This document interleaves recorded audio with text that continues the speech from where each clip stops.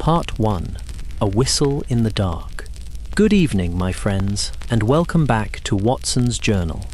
Tonight, before we begin, I want you to imagine something very particular. Not a room, not a fire, not even Baker Street itself, but a train. A long, dark train, standing quiet at a lamplit platform, steam curling up into the cold night air, every carriage window glowing soft and amber against the black. I want you to imagine climbing aboard, finding your own small compartment, drawing the curtain, and settling back against a seat that rocks ever so gently as the great engine begins, at last, to pull away into the night. There is nothing so soothing, I think, as the rhythm of a train in the small hours, that steady, patient clatter of wheel upon rail, carrying you onward while you drift, safe and warm, towards sleep. That is where I should like to leave you tonight, my friends. Let the rhythm of my voice become the rhythm of that train, and let yourself be carried along with it, mile after gentle mile, into the deepest and most restful of sleeps.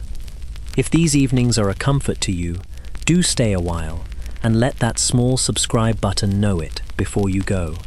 Now, close your eyes, settle into your pillow, and let us begin our journey north. It was a cold, clear night in early winter when Sherlock Holmes and I found ourselves, quite by chance, aboard the midnight sleeper from King's Cross to Edinburgh, a journey neither of us had planned to take, and one that would carry us into as strange and as gently unsettling a mystery as any I have set down in these pages. We had been in the north of England on a small matter of business, nothing, I confess, worth recounting here, a dull affair of a missing racehorse that resolved itself, in the end, rather less dramatically than either of us had hoped, and finding ourselves with an evening to spare before our business in London resumed, Holmes had proposed. On something of a whim, I rarely saw him indulge, that we take the overnight train up to Edinburgh merely for the pleasure of the journey itself, and return again the following week, once his old university friend, a professor of natural philosophy at the university there, had finished consulting him on some small private matter of his own. There is a particular pleasure, Watson, in a journey undertaken for no better reason than curiosity, Holmes said, as we settled into our own small first-class compartment, the platform lamps sliding slowly past the window as the great engine began, with a long, low whistle, to draw us out of the station and north into the darkness. I find London rather wearying at this time of year, and there is nothing quite so restorative to a tired mind as the particular, rocking stillness of a night train. No callers, no telegrams, nothing to occupy one's attention beyond the passing dark and the pleasant, monotonous rhythm of the rails. I confess I shared his sentiment entirely, and for the first hour or two of that journey, I believed we were in for nothing more eventful than a quiet, restful night, broken only by the occasional distant whistle as we passed through some sleeping country station, and the soft, comforting rock of the carriage as it carried us steadily northward through the dark. It was the guard, a stout, conscientious man named Whitlock, who first disturbed that quiet, coming along the corridor sometime past midnight with a lantern and an expression of carefully suppressed alarm that caught my attention even before he had knocked upon our compartment door. "Beg pardon, gentlemen," he said, when Holmes drew back the door, "but I understand there's a Mr. Sherlock Holmes travelling aboard tonight, the detective gentleman. I wonder if I might trouble you for a moment. There's a passenger 2 compartments along who seems to have gone missing from a locked compartment, and I'll own, sir, I don't rightly know what to make of it, nor does anyone else I've asked." Holmes was on his feet before the guard had finished speaking, the restful weariness of a moment before entirely vanished from his face, replaced by the sharp, focused attention I had come to know so well across so many years of our friendship. "Missing from a locked compartment, on a moving train, in the middle of the night," he said. "That is not a sentence I hear very often, Mr. Whitlock, and I confess I find myself extremely curious to understand exactly how it came to be true. Lead the way, if you please, and tell me everything as we walk." I rose to follow, feeling the last comfortable drowsiness of the evening fall away entirely. And I remember thinking, as we made our way along the swaying, lamplit corridor toward the compartment in question, that whatever quiet night we had planned for ourselves had, in the space of a single knock upon our door, given way to something considerably stranger, a mystery that would carry us, before that long night was through, a good deal further than the simple journey to Edinburgh we had originally intended. Part 2. The Empty Compartment.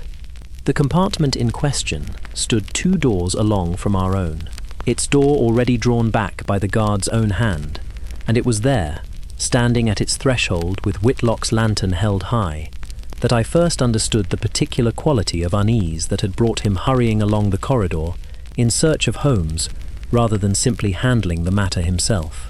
It was a small, private, first-class sleeping compartment, much like our own, fitted with a single berth, a fold-down washstand, and a narrow window fastened shut against the winter cold. A travelling case lay open upon the berth, its contents undisturbed. Shirts neatly folded, a shaving kit, a leather portfolio of papers tied with cord.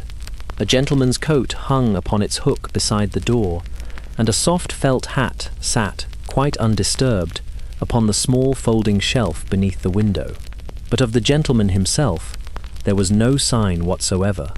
"The passenger's name is Professor Alistair Wren, sir," Whitlock explained, his voice pitched low, as though the empty compartment itself deserved some measure of hushed respect. Booked through to Edinburgh, travelling with his daughter, Miss Margaret Wren, in the compartment adjoining. He told me himself, when I came round to check tickets shortly after we left King's Cross, that he wished on no account to be disturbed before Edinburgh, being fatigued from his journey and eager for an unbroken night's sleep. I saw him lock this very door myself, not an hour past, and heard the bolt slide home with my own ears. And now? And now, sir, his daughter came along, not 20 minutes ago, troubled by some dream or other, wishing only to look in on her father and reassure herself he slept peaceful. She knocked, sir, and got no answer, which didn't trouble her over much at first, he being a sound sleeper by her own account. But she knocked again, harder, and still nothing, and grew frightened enough to fetch me directly.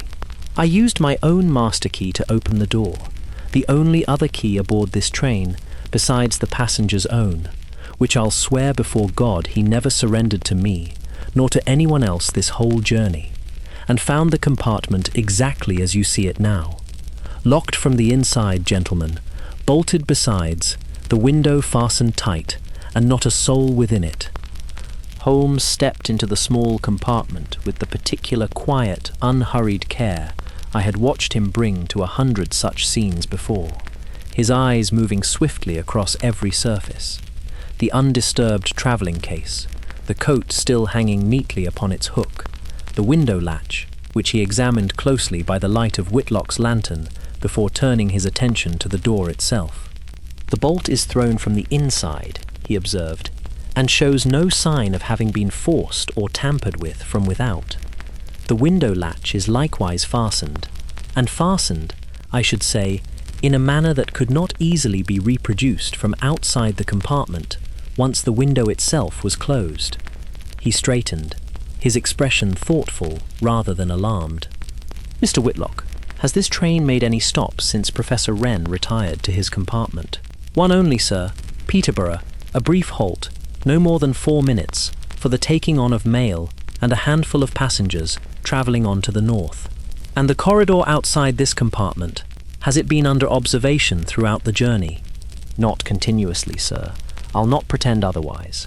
I've my rounds to make the length of the train, checking tickets and settling passengers, and there's stretches of 10 minutes or more when this particular corridor might have stood empty of anyone's eye but the sleeping car attendant's, and even he's occupied from time to time, seeing to passengers in the further carriages.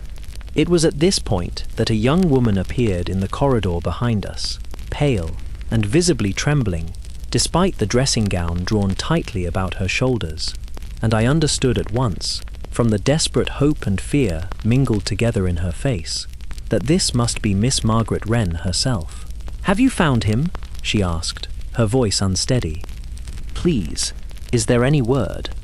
"Not yet, Miss Wren," Holmes said gently, turning to face her with the particular careful kindness he always showed to a frightened client, however pressing the mystery before him. "But I promise you, we have only just begun to look, and I do not think your father has gone so very far, as your fears may presently be suggesting to you. Will you permit me a few questions, while the details of tonight remain fresh in your memory?" She nodded, though her eyes kept returning, again and again, to the small, empty compartment behind us, as though she could not quite make herself believe what it plainly showed her. "When did you last see your father, and in what spirits?" "At Peterborough, Mr. Holmes. Or very nearly. He looked in on me himself, just before the train drew out again, to say good night properly, and to tell me he meant to sleep straight through until Edinburgh, being tired from a long day of preparation before our journey. He seemed in perfectly ordinary spirits, a little preoccupied, perhaps, as he has been these past weeks, but nothing that struck me as unusual for him, nor anything that gave me the smallest cause for alarm." "Preoccupied with what, might I ask?" Margaret Wren hesitated, glancing briefly toward the small, undisturbed leather portfolio still lying upon her father's berth. "His work, Mr. Holmes. He is a scientist, an inventor, properly speaking, though he dislikes the grander title.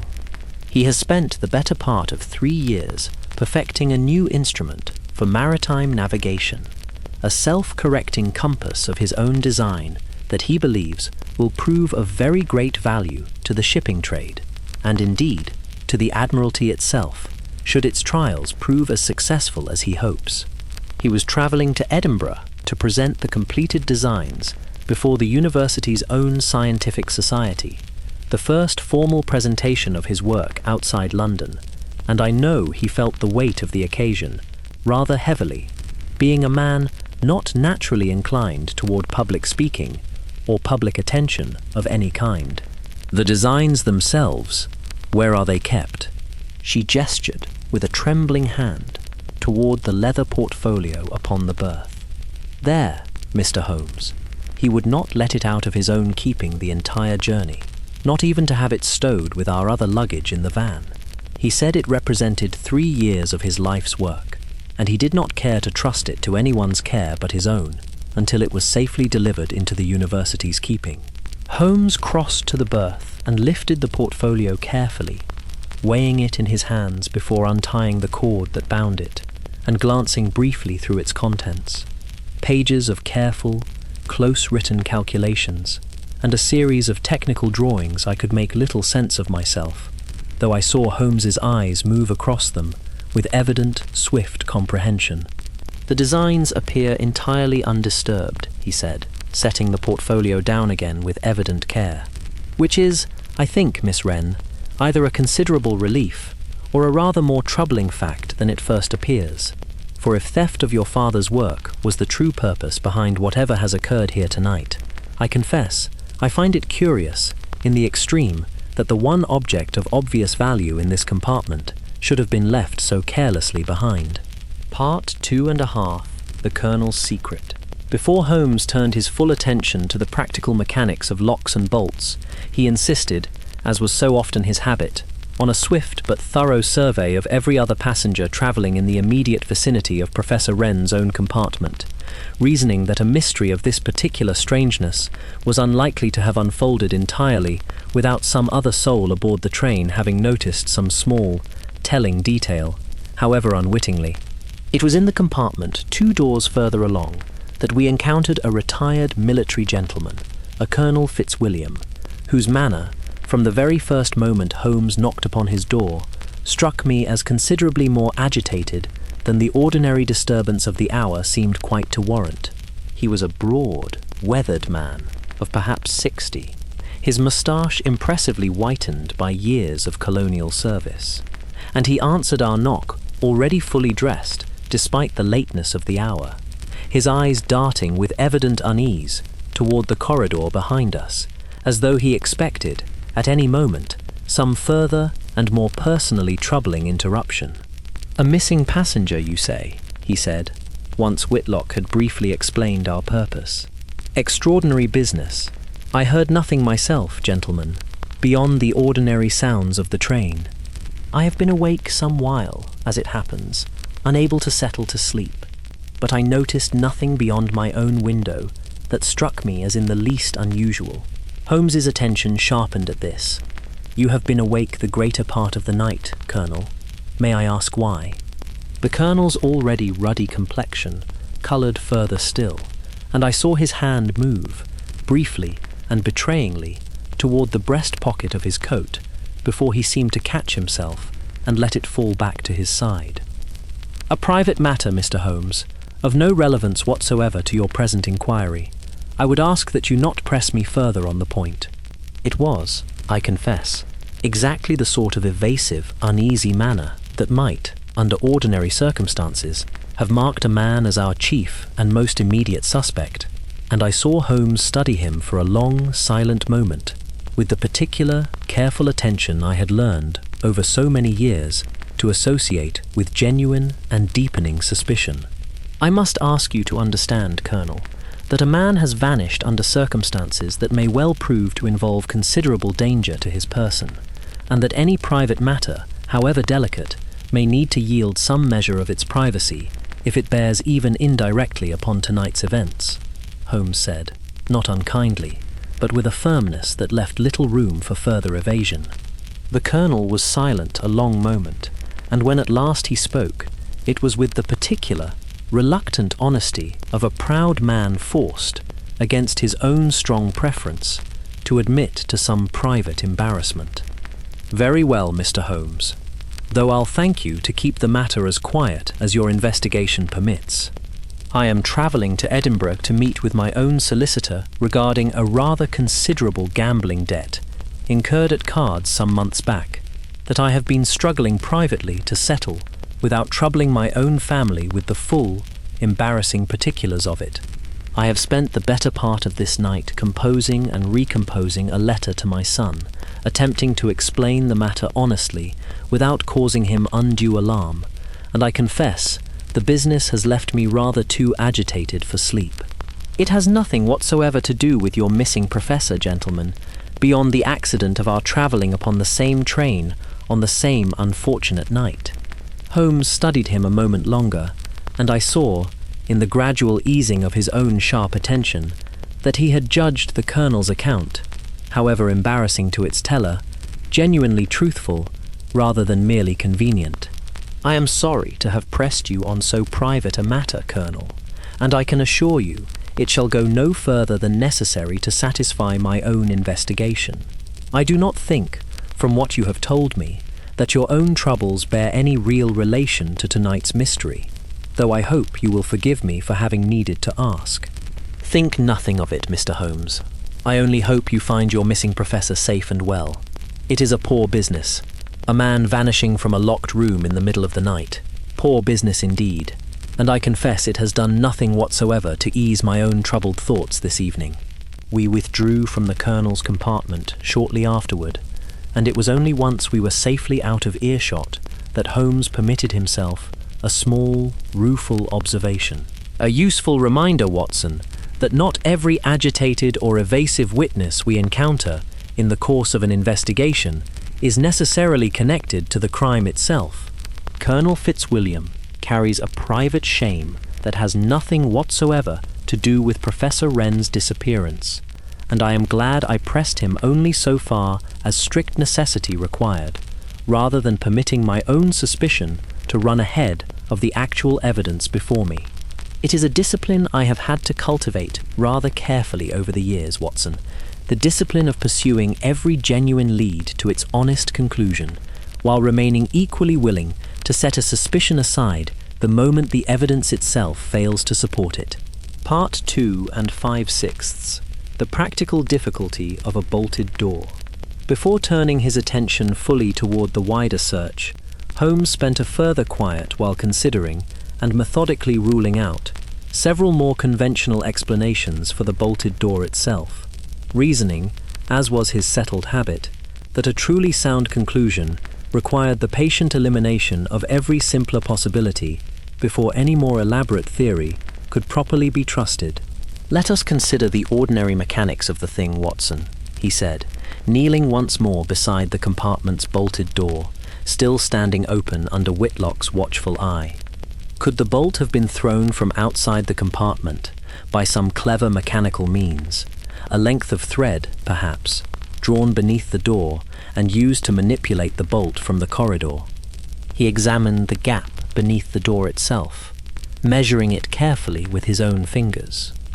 The gap is too narrow, I think, to permit any such device sufficient purchase upon the bolt's own mechanism, and I find no trace of thread or wire caught upon either the bolt or the door's own lower edge, as such a method would very likely have left behind.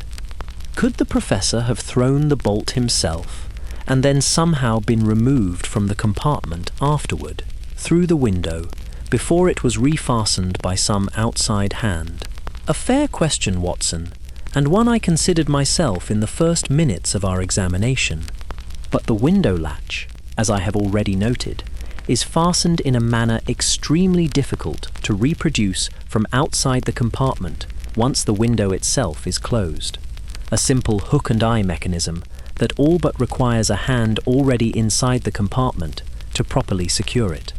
I do not say it is entirely impossible that some particularly dexterous confederate might have reached in through a partially opened window to fasten it after removing the professor by some other means, but I find no scuff or mark upon the window frame itself that such an operation would very likely have left behind, and the whole theory strikes me, besides, as considerably more elaborate and considerably less probable than the explanation I suspect we shall shortly confirm. He rose at last, brushing the dust from his knees. "I mention these ruled-out possibilities, Watson, not merely as an exercise in thoroughness, but because I think it important, in the telling of any case, to show the full labor that properly underlies a correct conclusion. It is easy enough, after the fact, to state simply that some hidden mechanism explained the mystery. It is rather more instructive, I think, to show the careful elimination of every simpler alternative that preceded that final discovery. For it is precisely that patient elimination, rather than any single flash of brilliant insight, that most reliably distinguishes a sound conclusion from a merely plausible one." I found myself, listening to him lay out each ruled-out possibility in turn, reminded once again of the particular discipline that underlay his famous reputation, a discipline considerably less glamorous in its actual practice than the popular accounts of his career generally suggested, but very much more reliable for that very reason, built as it was upon patient thoroughness rather than mere flashes of inspired guesswork. Part 3. The Guard's Two Keys.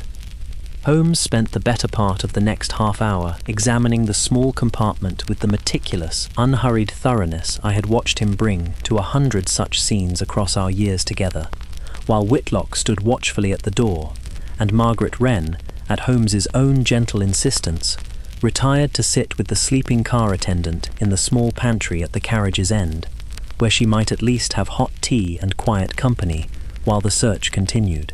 "There is no possibility, I suppose," I said, once she had gone, "that the professor simply left his compartment of his own accord and has wandered elsewhere upon the train. It is the very first possibility I mean to eliminate, Watson, and the reason I intend we walk the length of this train together before permitting ourselves to entertain any stranger theory." Holmes turned to Whitlock. "Is there any part of the train Professor Wren might have gone to, of his own free will, in the small hours, without troubling to unlock and relock his own compartment door behind him afterward?" "None that I can think of, sir. Not with his door bolted from the inside as we found it. A man leaving his compartment of his own accord don't generally trouble to bolt the door shut behind him from a corridor he's just stepped out into. That bolt only works from within." Whitlock frowned, turning the small brass key on its chain over in his own weathered hand. And there's this to consider besides, gentlemen. I hold the only master key aboard this carriage capable of opening every compartment door from the corridor side, and I've had it on my own person, on this very chain, the whole of the journey. It's never left my keeping, not for a moment, and I'd stake my position with the company on that. You are quite certain no duplicate exists? As certain as any man can be of such a thing, sir. The company keeps a strict accounting of every master key issued to every guard on every carriage, precisely against the sort of mischief you seem to be suspecting. I'd have to answer for it most severely if mine were ever found astray from my own keeping, and I've never, in 11 years' service, given the company the smallest cause to doubt me on that account. We walked the length of the train together after that, Holmes questioning every passenger we could rouse without undue alarm, and every member of the train's small staff besides, the engine driver and his fireman, occupied throughout with the demanding business of keeping the great locomotive properly fed and running, who could offer nothing beyond the ordinary business of their own footplate. A second guard stationed toward the rear of the train, who had likewise seen nothing untoward, and the sleeping car attendant, a quiet, careful man named Tompkins, who had spent the better part of the night moving between the various compartments in his charge, seeing to passengers' small comforts, and had, by his own honest account, passed Professor Wren's own door perhaps 3 or 4 times in the course of the evening, without once observing anything amiss. I did notice one thing, sir, now you press me on it, Tompkins said, when Holmes had finished his more general questions. There's a gentleman in the compartment adjoining the professor's own, Mr. Voss, travelling alone, a commercial traveller by his own account, dealing in fine wines, or so he told me when I brought him his evening whisky.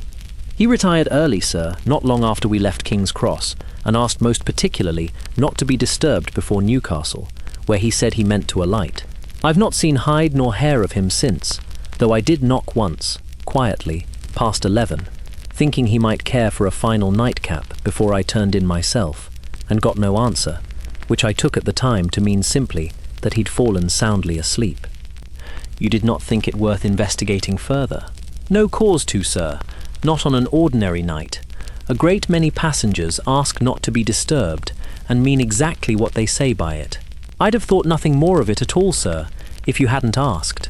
Holmes's eyes had sharpened considerably at the mention of the adjoining compartment, and I saw him glance back down the swaying corridor toward the 2 doors in question, Professor Wren's own, still standing open under Whitlock's watchful eye, and, immediately beside it, the closed and apparently undisturbed door of the mysterious Mr. Voss. I think, Watson, he said quietly, once Tompkins had gone about his further duties, we have found the second thread of tonight's mystery, and I confess I find myself considerably more interested in Mr. Voss's uninterrupted night's sleep than I was 5 minutes ago.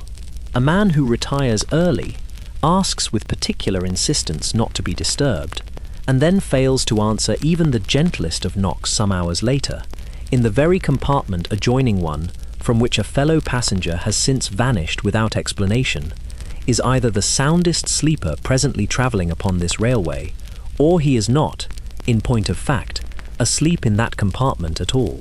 Part 4. A knock at Mr. Voss's door. We found Whitlock willing enough, once Holmes had explained something of his reasoning, to knock upon Mr. Voss's own compartment door with rather more insistence than Tompkins had earlier troubled himself to employ.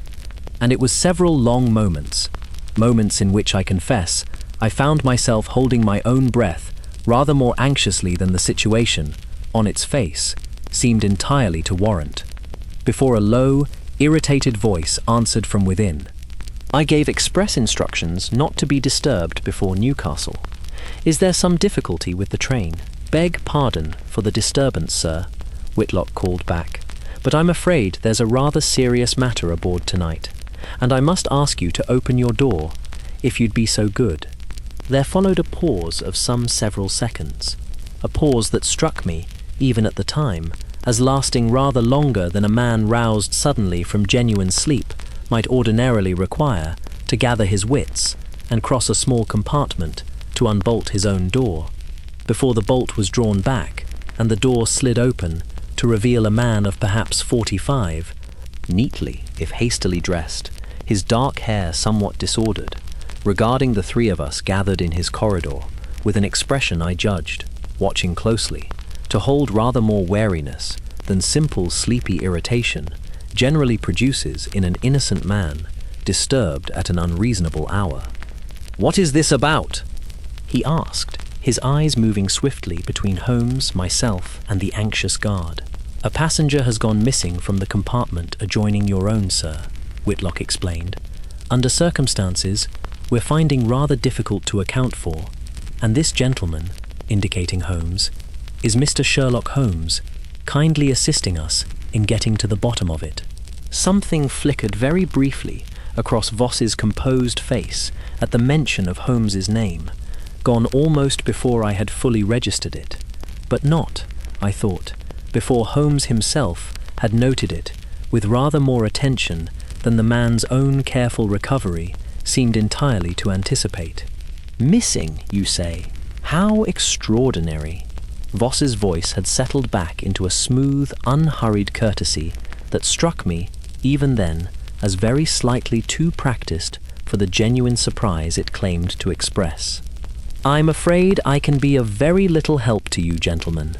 I retired shortly after we left London, being a poor sleeper generally, and anxious to make the most of what rest the journey afforded me. I heard nothing at all beyond the ordinary sounds of the train itself." "You did not hear your neighbour's voice at any point? No sound of movement, no cry, nothing at all from the compartment immediately beside your own?" "Nothing whatsoever, Mr. Holmes. I am, as I say, a poor sleeper by nature, but a heavy one once sleep finally claims me. A curious combination, I grant you, but a true one nonetheless, as my late wife was fond of remarking, God rest her." He offered a small, practiced smile that did not, I noticed, reach his watchful eyes. "I wish I could offer you something more useful, gentlemen, but I am afraid I have been entirely dead to the world until this very moment." Holmes thanked him with a courtesy that gave away nothing of his own private thoughts, and it was only once we had withdrawn a little way down the corridor, out of easy earshot of Voss's own door, that he permitted himself to speak them aloud. "A man dead to the world until this very moment, Watson, and yet dressed, when he finally answered our knock, rather more completely than a man roused suddenly from genuine sleep generally troubles himself to manage in the handful of seconds between waking and opening his own door. Did you notice his collar was properly fastened, his waistcoat buttoned? A man genuinely startled from sleep in the small hours does not, in my experience, pause to dress himself so carefully before answering a knock he believes concerns some ordinary difficulty with the train. You believe he was awake all along. I believe, Watson, that we have found ourselves a second mystery, tucked neatly inside the first, and I begin to suspect the two are rather more intimately connected than either Mr. Whitlock or Mr. Voss himself would presently care for us to discover. Part 5. Between Two Walls. It was Holmes's own careful examination of the shared partition between Professor Wren's compartment and Mr. Voss's own that furnished us, before that long night was much older, with the first genuine thread toward understanding how a man might vanish from a locked room without ever troubling its door or its window at all. He asked Whitlock to admit us once more to the professor's own empty compartment, and there, with the guard's lantern held close against the wall, he began a slow, methodical examination of the wooden partition dividing it from the compartment next door, running his fingers along every seam and moulding, tapping gently here and there with his knuckles in a manner that put me forcibly in mind of a physician percussing a patient's chest for some hidden malady. "These sleeping carriages, Mr. Whitlock," he said, without pausing in his examination, "were they built new for this particular service, or converted from some earlier design?" "Converted, sir, as it happens, some 6 years back, from an older set of family saloons the company had run on this line previously. Grander compartments meant for whole families traveling together, rather than the individual berths we run now.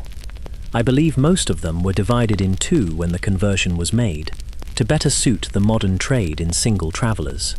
Holmes's expression sharpened considerably at this. "And when such a division is made, Mr. Whitlock, is it not sometimes the practice to leave some means of access between the two newly separated compartments, a connecting door or panel, perhaps, for the convenience of families still wishing to travel together despite the formal division of the space?" Whitlock's brow furrowed. "There may be such fittings on some of the older conversions, sir, though I'll own I couldn't tell you for certain of this particular carriage without consulting the company's own plans. It's not a feature much used nor much spoken of these days, the trade in family travel having rather fallen off in favor of individual berths." It was perhaps 10 minutes later, after a closer examination that had Holmes running his fingers along nearly every inch of that partition wall, that he gave a small, satisfied exclamation and pressed firmly against a particular section of moulding near the compartment's far corner, a section that gave way, with a soft, well-oiled click, to reveal a narrow sliding panel, cleverly disguised within the ordinary joinery of the wall, that slid back to reveal a dark, narrow gap connecting directly through to the compartment beyond. "There, Watson," he said quietly, "there is your locked room's true solution, and a rather more elegant one than I confess I had at first anticipated."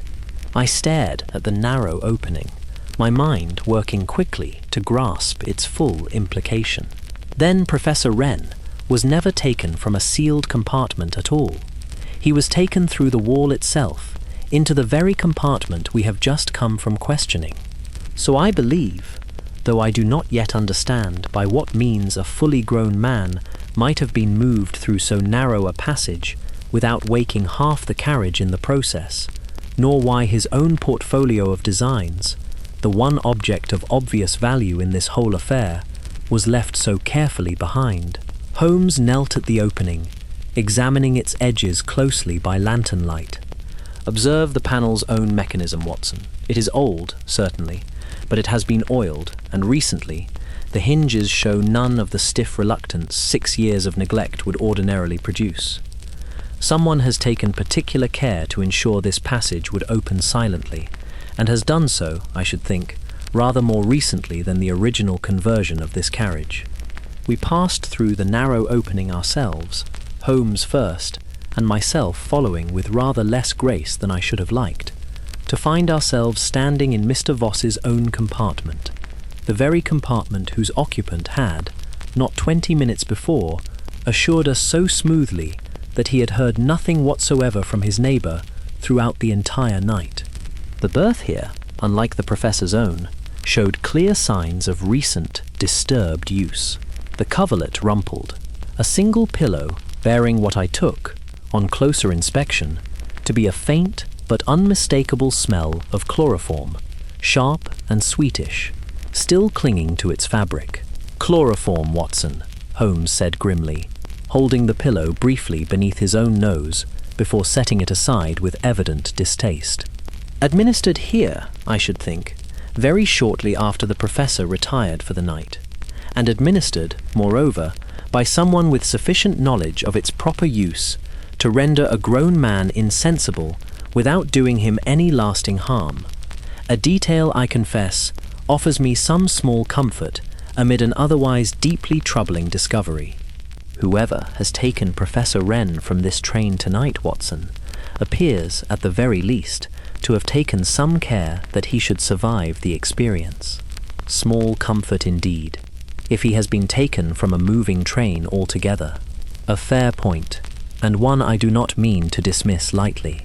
But observe, Watson, there is no sign here of any struggle sufficient to have carried an insensible man's full weight back out through so narrow a passage a second time, nor any obvious means by which he might then have been removed from a still-moving train without considerable risk to whoever attempted it. I begin to suspect, rather, that Professor Wren has not left this train at all, that he remains aboard it somewhere, hidden, insensible, and waiting to be found, while his abductor completes whatever business first brought him aboard in Mr. Voss's own guise. He rose, brushing the dust of the narrow passage from his coat.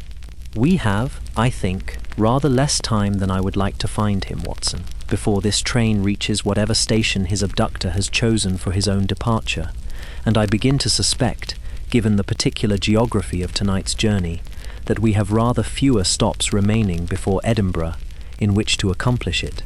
Part 5.5. A wire ahead to Newcastle. Before organising the physical search of the train's remaining carriages, Holmes insisted on one further, urgent step, reasoning that Marlowe's scheme, however far it had already unravelled, might yet involve some confederate waiting at a station further up the line, ready to receive either the stolen designs or the professor himself, and that any delay in forestalling such a possibility might yet allow some portion of the crime to succeed, despite our own discovery. Tomkins mentioned that Marlowe intended to alight at Newcastle, he said to Whitlock, as we made our way swiftly toward the train's small telegraph apparatus, a device the guard explained was fitted to certain of the company's newer carriages for exactly such emergencies as this one, allowing brief messages to be relayed to trackside signal boxes as the train passed.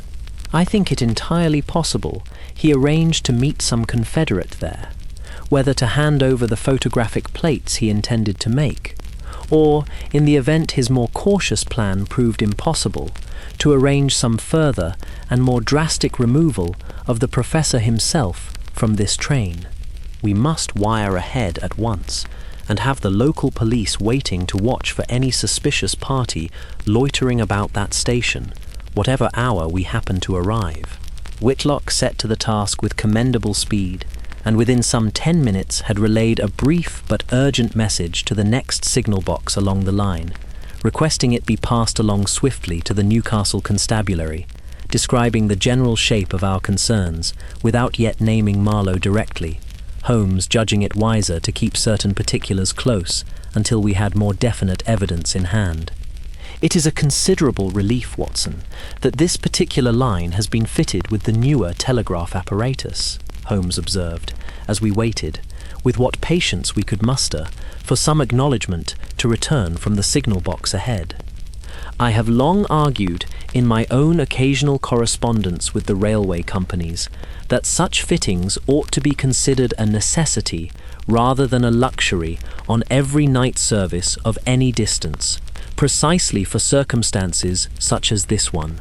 A crime discovered aboard a moving train is a crime that continues moving along with it, Watson, carrying its own danger forward mile by mile, unless some means exists of alerting the world beyond the carriage windows to what has occurred within them.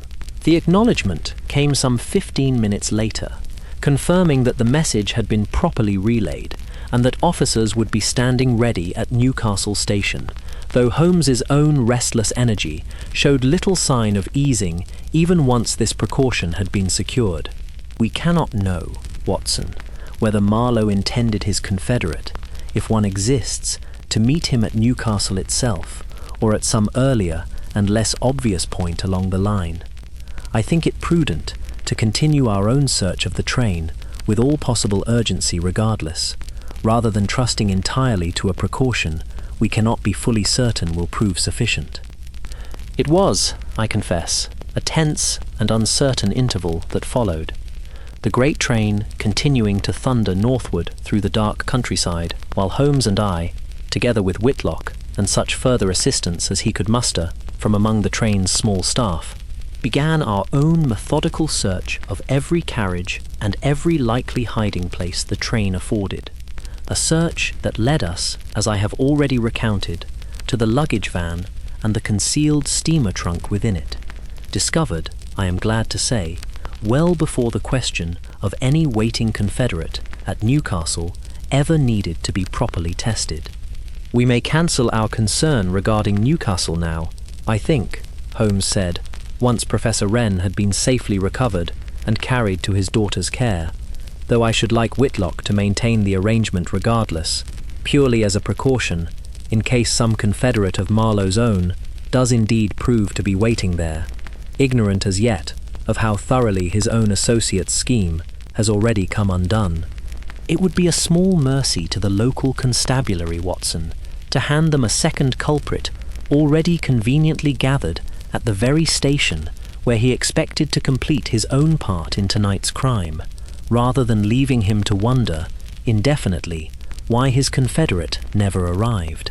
As it transpired, no such confederate ever materialized at Newcastle, Marlowe's own testimony later confirming that he had intended, in the event of complications, to manage his own escape and the safe transport of his photographic plates entirely alone, without depending upon any further accomplice whose own capture might have implicated Price still more directly.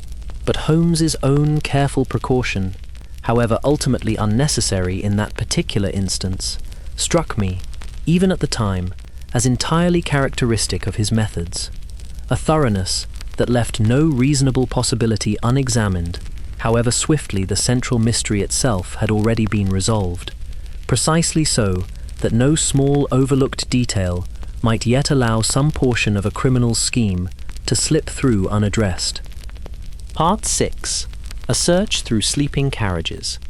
Holmes lost no time in setting Whitlock to organizing a swift but discreet search of the train's remaining carriages, reasoning, as he explained to me while we waited for the guard to gather what help he could from among the train's small staff, that an insensible man's body could not simply have vanished into empty air, and that the most likely place to find him was somewhere within easy reach of the very compartment from which he had first been taken. "Consider the practical difficulty facing whoever carried out this abduction, Watson," he said, as we made our own way toward the luggage van at the train's forward end, reasoning that a large, unconscious burden would most naturally have been concealed among the ordinary trunks and cases already stowed there. A grown man, insensible from chloroform, represents a very considerable weight and a very considerable awkwardness to move any great distance without detection, particularly aboard a moving train where every corridor and every compartment carries some risk of an unexpected witness. I do not think our Mr. Voss, for I feel entirely confident by now that Voss is indeed the hand behind tonight's abduction, whatever name he has chosen to travel under, would have troubled himself to carry his burden any further than strict necessity required. The luggage van, when we reached it, proved a cramped, dimly lit space, stacked high with trunks and cases of every description, and it was there, after some minutes of careful searching by lantern light, that we found it, a large, old-fashioned steamer trunk, considerably heavier than its modest size seemed to warrant when Holmes attempted, with my own assistance, to shift it slightly upon its shelf, and fitted, I noticed on closer inspection, with a series of small, cleverly concealed air holes bored through its upper edge, disguised among the trunk's ordinary decorative studwork. "Here, Watson," Holmes said quietly, already working at the trunk's straps with swift, careful fingers. "Here is where a resourceful man conceals a burden he does not wish disturbed before its proper destination." The lock proved a simple enough affair for Holmes's own considerable skill, and within moments the trunk's lid was open, revealing, to my very great relief, the unconscious but clearly breathing form of an elderly gentleman, his silver hair disordered, his face pale but showing none of the blue, distressed colouring I had feared, in my capacity as a physician, might indicate some more serious harm from the chloroform's effects. "Professor Wren, I presume," Holmes said, already loosening the gentleman's collar while I knelt to take his pulse, which I found, to my considerable relief, steady and reasonably strong despite its evident slowness. "He will recover, I believe, given air and time," I said, after a brief examination. The chloroform was administered with some skill, enough to render him thoroughly insensible without doing lasting harm, exactly as you surmised. I should think he will begin to stir within the hour, though he may find himself confused and unwell for some time afterward. We carried him, between the two of us, and with Whitlock's own considerable assistance, back to his daughter's compartment, where Margaret Wren's relief upon seeing her father's living, breathing form, however insensible, proved almost too great for words. She wept openly, clutching his hand, while I did what I could to make him comfortable and to reassure her, as honestly as my professional judgment allowed, that he would recover fully, given rest and quiet. It was only once the professor had been safely settled, and his daughter's first overwhelming relief had begun to give way to the calmer, more practical business of watching over him, that Holmes turned his own attention back to the matter of Mr. Voss himself, a matter that had, in the urgency of the search, been temporarily set aside, but which now returned to the forefront of his thoughts with evident and sharpened purpose. "He will not remain in his compartment now, Watson, not once he understands his victim has been discovered," he said, already moving back along the corridor with swift, purposeful strides. A resourceful man, caught in so precarious a position, generally has some manner of retreat already planned, and I do not think Mr. Voss is a man who leaves such details to chance. We had better find him before he finds his own means of leaving this train, rather more abruptly than the ordinary schedule of stations allows. Part 7. The Man Who Was Not Voss.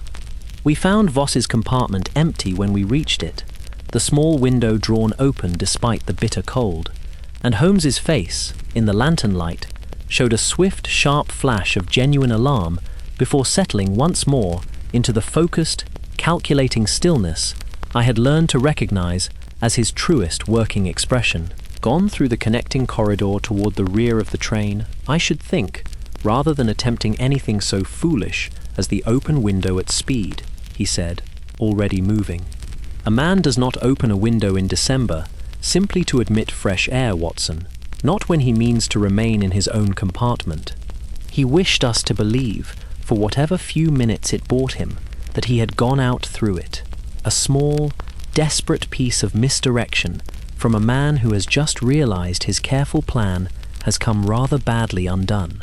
We searched the length of the train together, Whitlock and a second guard joining the effort once the full gravity of the situation had been explained to them, and it was in the third-class carriages toward the rear, carriages Voss's own first-class ticket gave him no proper business travelling through, that we finally ran him to ground, crouched in the shadow of a luggage rack, dressed now in a rough travelling coat, entirely different from the neat, gentlemanly attire he had worn not 20 minutes before, evidently drawn from some prepared bag of his own, concealed in advance, against exactly this contingency. "It's no use running further, sir," Whitlock said, blocking the narrow carriage passage with his own considerable bulk. "The next station's a fair way off yet, and I'll not let you trouble any more of my passengers before we reach it." Voss's composed, gentlemanly manner had entirely fallen away by then, replaced by something harder and considerably more desperate, and I saw, in the quick, calculating movement of his eyes toward the carriage's far door, that he was weighing, even then, some final and considerably more dangerous attempt at escape. "I would not, if I were you," Holmes said quietly, stepping forward with a calm that I knew, from long experience, concealed a very considerable readiness for whatever the man might attempt. "The professor is found, Mr. Voss, alive and recovering, and your own scheme, whatever its full particulars, has failed rather more completely than you presently seem willing to admit to yourself. You would do considerably better, I think, to explain yourself plainly now, while there remains some small chance of leniency for a crime that has, at least, left no permanent harm behind it, than to compound tonight's failure with some further, more desperate folly that can only make your own position very much worse." Something in Holmes's steady, unhurried certainty seemed, at last, to reach the man, and I watched the fight visibly go out of him, his shoulders slumping against the carriage wall, in the particular manner of a man who has finally understood that further resistance serves no purpose beyond delaying an outcome he can no longer avoid. "My name is not Voss," he said quietly, once Whitlock had secured him, with rather more gentleness than I might have expected given the circumstances, in a corner seat of the nearly empty carriage. "It is Marlowe, Thomas Marlowe. I was employed, hired, if you prefer the plainer word, by a gentleman named Josiah Price, a manufacturer of marine instruments with premises in Glasgow, to obtain Professor Wren's designs before he could present them publicly to the university's scientific society."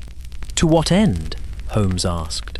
"Price has been developing a rival instrument these past 2 years, Mr. Holmes, and has invested very considerable sums in its perfection, sums he can ill afford to lose.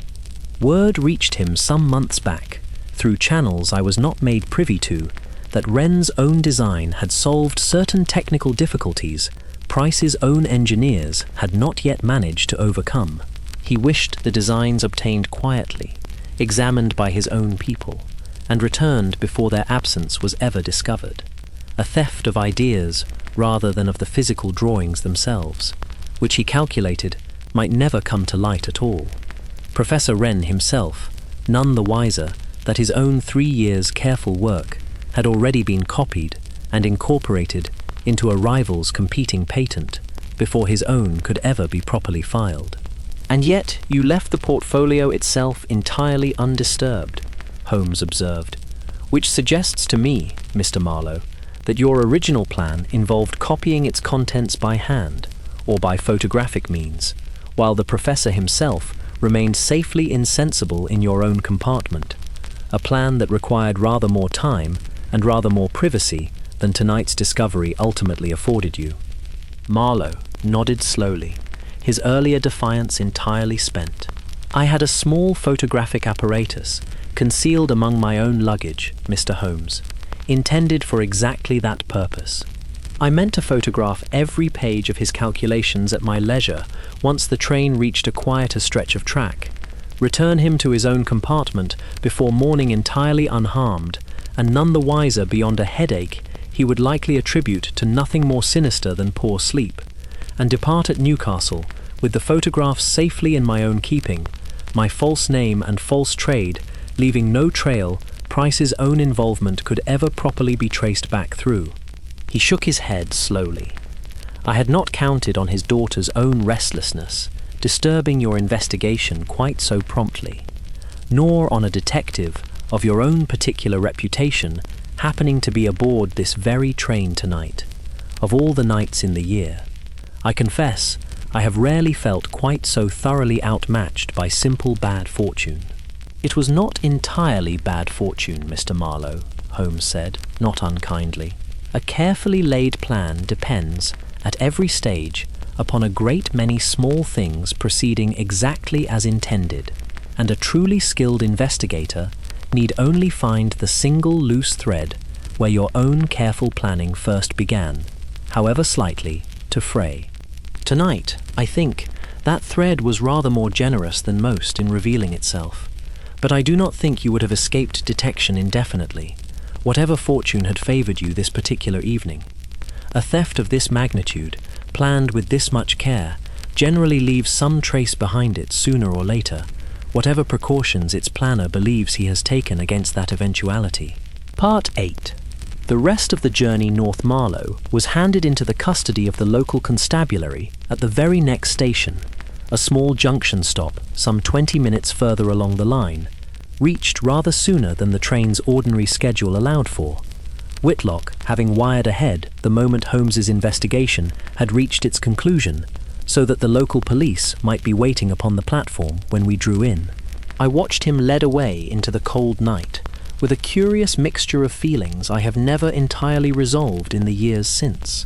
Relief, certainly, that the professor's ordeal had ended so comparatively gently, but a genuine sorrow, too, for a man who had, by his own account, turned to crime not out of any deep wickedness of character, but out of the ordinary, human weakness of accepting money he needed for work he ought never to have agreed to undertake.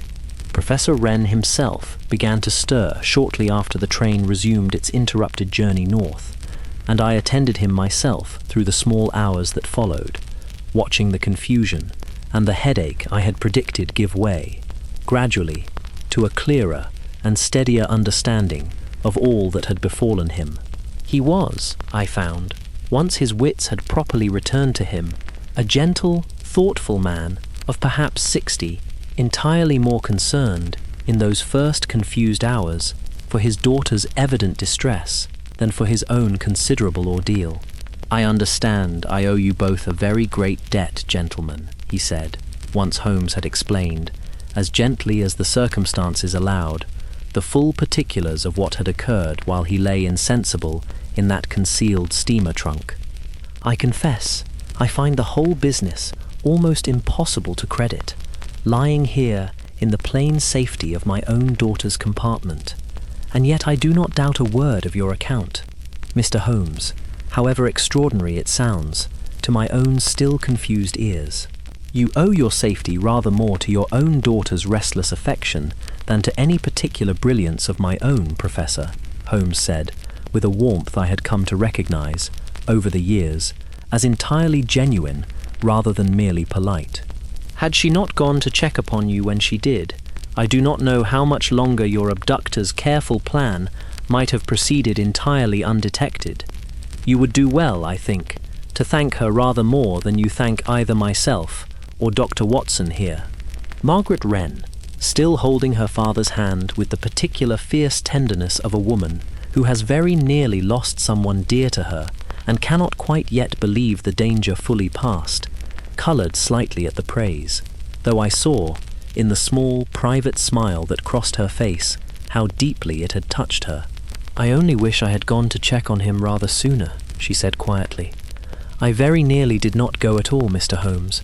I told myself I was being foolish, letting some half-remembered dream trouble me over nothing.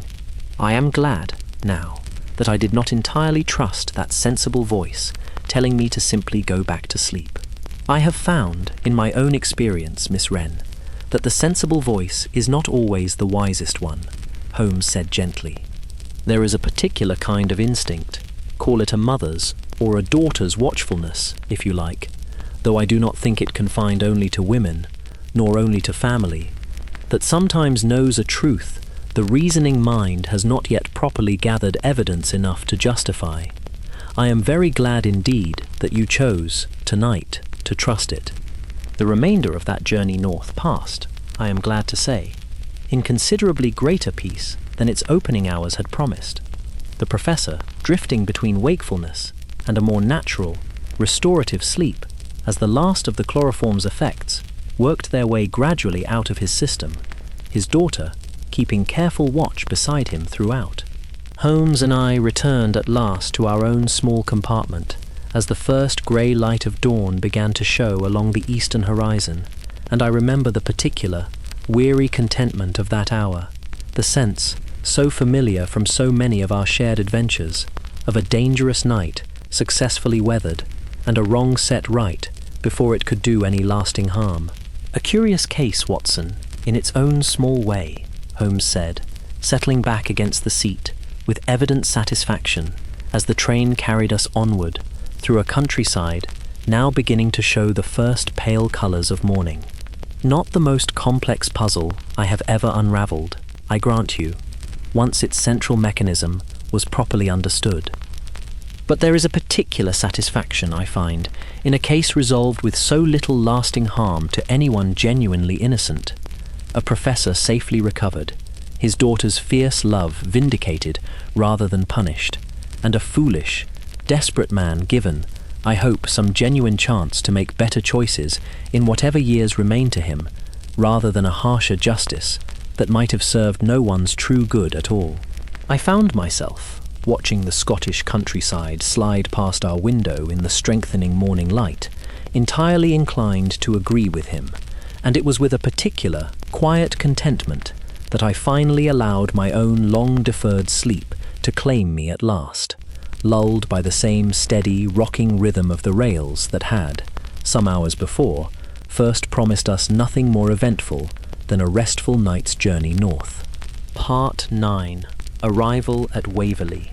We drew into Edinburgh's great Waverley station a little after 8 in the morning, The platform already busy with the ordinary bustle of a working day, porters calling to one another across the vaulted glass roof, and the professor, considerably recovered by then, insisted, despite his daughter's gentle protests, on walking from the train under his own power, leaning only lightly upon my arm as we made our way toward the station's grand exit.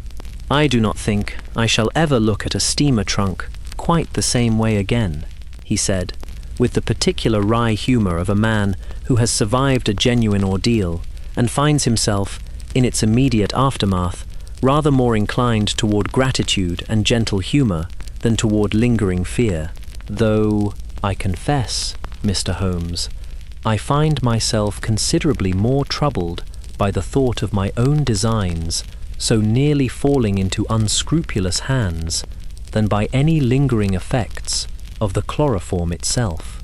3 years of work, gentlemen. I hardly like to imagine what might have become of it, and of my own hopes for it, had you not been aboard this particular train on this particular night."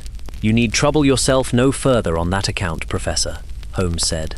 "Your designs remain entirely your own, undisturbed and unphotographed, and I think you will find, once you have presented them to the university's society this afternoon as originally planned, that this whole strange misadventure will make for rather a better story to tell at dinner parties in years to come than any lasting harm it has actually done you." The professor laughed at that, a genuine warm sound that did my own physician's heart considerable good to hear, given the pallor and confusion in which I had first attended him some hours before. And it was with evident and sincere gratitude that he shook both our hands upon the platform before allowing his daughter to lead him, at last, toward a waiting cab and the rest and proper recovery he still plainly needed. "You will permit me, gentlemen, to send word once the presentation is safely concluded," he said, pausing at the cab's door. "I should like you both to know that whatever good my work may eventually do in the world, and I confess I harbor some genuine hope that it may do a considerable amount, given time and proper trial, a portion of that good will belong, in my own private accounting at least, to the two of you, for having preserved it through what came very near to being its earliest and most inglorious end." We watched the cab draw away into the busy Edinburgh morning, and I remember turning to Holmes with a question that had been forming in my own mind through the whole of that long, strange night. "Do you suppose Price himself will ever be properly brought to account? Marlowe's own testimony seems our only real thread connecting him to tonight's crime, and a clever man, forewarned of his hired agent's capture, may find 100 ways to distance himself from the whole affair before the law can properly reach him. It is a fair concern, Watson, and I will not pretend the outcome is entirely certain," Holmes admitted, as we made our own way toward the station's exit, and whatever breakfast the city could offer two considerably weary travellers. "But Marlowe's testimony, freely given and consistent in every particular, will carry considerable weight before a proper court, and I have already taken the liberty of wiring a colleague of mine in the Glasgow Constabulary, a thoroughly capable inspector I have had occasion to assist once or twice before, asking him to begin his own quiet inquiries into Mr. Price's affairs before word of tonight's failure can reach him and prompt any hasty destruction of evidence. I do not think Mr. Price will find the coming weeks nearly so comfortable as he presently imagines them to be." Part 10. Breakfast and Reflection. We found a quiet hotel dining room not far from the station, and it was over a proper Scottish breakfast, considerably heartier, I confess, than either of us had any real appetite to do full justice to, given the sleepless night behind us, that Holmes and I finally had leisure to discuss the whole strange adventure at proper length, in the unhurried manner I had always found most conducive to fixing such matters clearly in my own memory. "I confess I am curious, Holmes, how you first came to suspect the connecting panel, rather than some more conventional theory of the professor's disappearance," I said, over a second cup of strong tea that I found doing a very great deal to restore my own flagging energies. I own, I had begun to wonder whether we faced some genuine impossibility. There is very rarely a true impossibility in this work, Watson. Whatever the initial appearance of a case may suggest, only a failure, on the investigator's part, to properly imagine every mechanism by which an apparently impossible thing might, after all, be accomplished by entirely ordinary means. Holmes set down his own cup, his expression thoughtful. The bolted door and the fastened window told me, from the very first moment I examined them, that Professor Wren had not left his compartment by either of the conventional means available to him. That left, by simple logic, only two remaining possibilities. Either he had never truly left the compartment at all, which a thorough search quickly disproved, or he had left it by some route neither the door nor the window represented. A shared wall, Watson, is a very old device in the architecture of railway carriages, particularly in carriages converted, as this one had been, from an earlier and more spacious design. I did not know, when I first began examining that partition, precisely what I would find. I knew only that I had exhausted every more conventional explanation, and that a converted carriage's own history offered the single most promising remaining avenue left to investigate. And Voss himself, or Marlowe rather, what first roused your suspicion of him particularly, beyond the mere accident of his compartment's proximity? His own manner, Watson, when we first roused him from his supposed sleep. I have interviewed a very great many genuinely startled sleepers across my years in this profession, and I have come to recognize certain small, involuntary signs that distinguish real surprise from its careful imitation. The particular disorder of genuine sleep interrupted, as opposed to the too careful, too complete dress of a man who has, in truth, been awake and busy for some hours already. Marlowe's collar, properly fastened, his waistcoat, properly buttoned, his hair, disordered in a manner that struck me, even in that first hurried glance, as rather more deliberately arranged than genuinely disturbed by an unquiet night's rest. Small details, Watson, individually insufficient to justify any firm accusation, but sufficient, taken together, to tell me precisely where to direct my closer attention once the mechanical puzzle of the vanishing itself had been properly solved. I found myself listening to him lay out the whole reasoning so plainly, struck once again, as I had been struck so many times across our long friendship, by the particular quality of mind that made Sherlock Holmes so entirely unlike any other man I had ever known. Not merely the sharpness of his observation, considerable as that undoubtedly was, but the patient, methodical thoroughness with which he built each conclusion upon the last, refusing to permit himself the comfortable shortcut of an unproven assumption, however plausible, until the evidence itself had earned it properly. "You seem in unusually good spirits this morning, Holmes, given how little sleep either of us has managed," I observed, as our breakfast at last drew toward its conclusion. "I find I generally am, Watson, following a case that ends as gently as this one has," he admitted, with a small, genuine smile. "There is a particular satisfaction in an adventure that begins in genuine alarm and concludes not merely in a puzzle solved, but in a family reunited, a young woman's instinctive love vindicated, and a foolish man's crime interrupted before it could do any truly lasting harm to anyone concerned. I do not say I require such gentle endings to find satisfaction in this work, Watson. You know as well as I do that our profession does not always afford us that particular luxury. But I will confess I am rather grateful on a morning such as this one when it does." Part 11. A letter from Glasgow. We remained in Edinburgh 2 further days, chiefly for the pleasure of Holmes's own visit with his old university friend, though I confess I found myself, in those quiet, unhurried days, thinking rather often of Professor Wren and his daughter, and hoping the presentation of his life's careful work had proceeded as smoothly as his gentle, hopeful manner upon the platform had suggested he expected it to. It was on our second morning in the city, over breakfast at our hotel, that a telegram arrived for Holmes, and I saw, from the swift, satisfied manner in which he read it, that it carried news he had been rather actively awaiting. "From my colleague in the Glasgow Constabulary," he explained, passing the telegram across to me.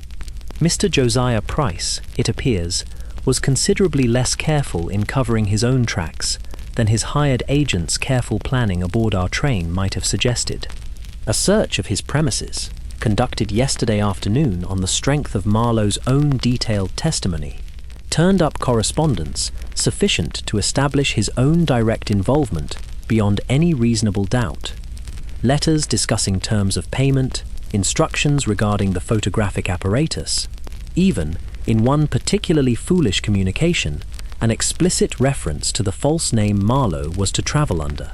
He has been taken into custody, Watson, and I do not think his own solicitors, however skilled, will find a great deal of room to maneuver given the thoroughness of the evidence now assembled against him." "A satisfying conclusion," I said, "though I confess I find myself curious what will become of poor Marlowe himself, given his own considerable cooperation in bringing his employer to justice."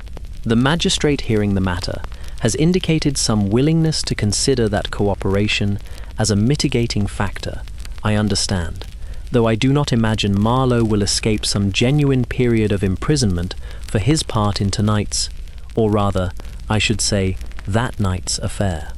It is, I think, a reasonably just outcome, Watson, all things properly weighed. A crime was committed and must be answered for. But the answering, I am glad to say, need not be so harsh as to extinguish entirely whatever better instincts remain in a man who chose, in the end, to speak the full truth rather than compound his original wrong with further deception. It was later that same day, as we made our own leisurely way back toward the railway station to begin our own journey home, that we happened upon Professor Wren and his daughter, quite by chance, emerging from the university's own handsome buildings with an expression of such evident, glowing satisfaction upon both their faces that I knew, before either of them had spoken a single word, that the presentation had gone very well indeed. "Mr. Holmes, Dr. Watson," the professor called, hurrying toward us with a vigor that spoke eloquently of his own full recovery from the ordeal of 2 nights before. "I had hoped I might have the chance to thank you both properly before you returned to London. The presentation, gentlemen, I can scarcely credit it myself, even now, some hours after the fact. The Society's own most senior fellows have already spoken of recommending my design for formal trial by the Admiralty itself, a possibility I confess I had scarcely dared to hope for, even in my most optimistic private moments." "I am delighted to hear it, Professor, and not the smallest bit surprised," Holmes said warmly.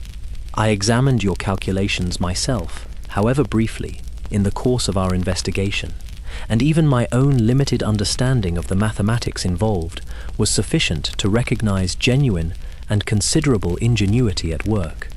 I have no doubt whatsoever that your instrument will prove every bit as valuable as you have hoped, once given its proper trial."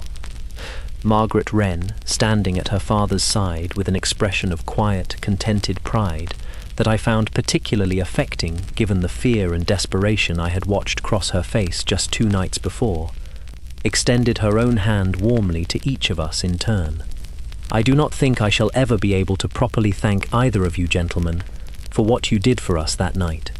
I have tried, more than once these past 2 days, to imagine what might have become of my father's work, and of my father himself, had events unfolded even slightly differently, and I find I cannot bear to follow the thought very far, before gratitude quite overwhelms me.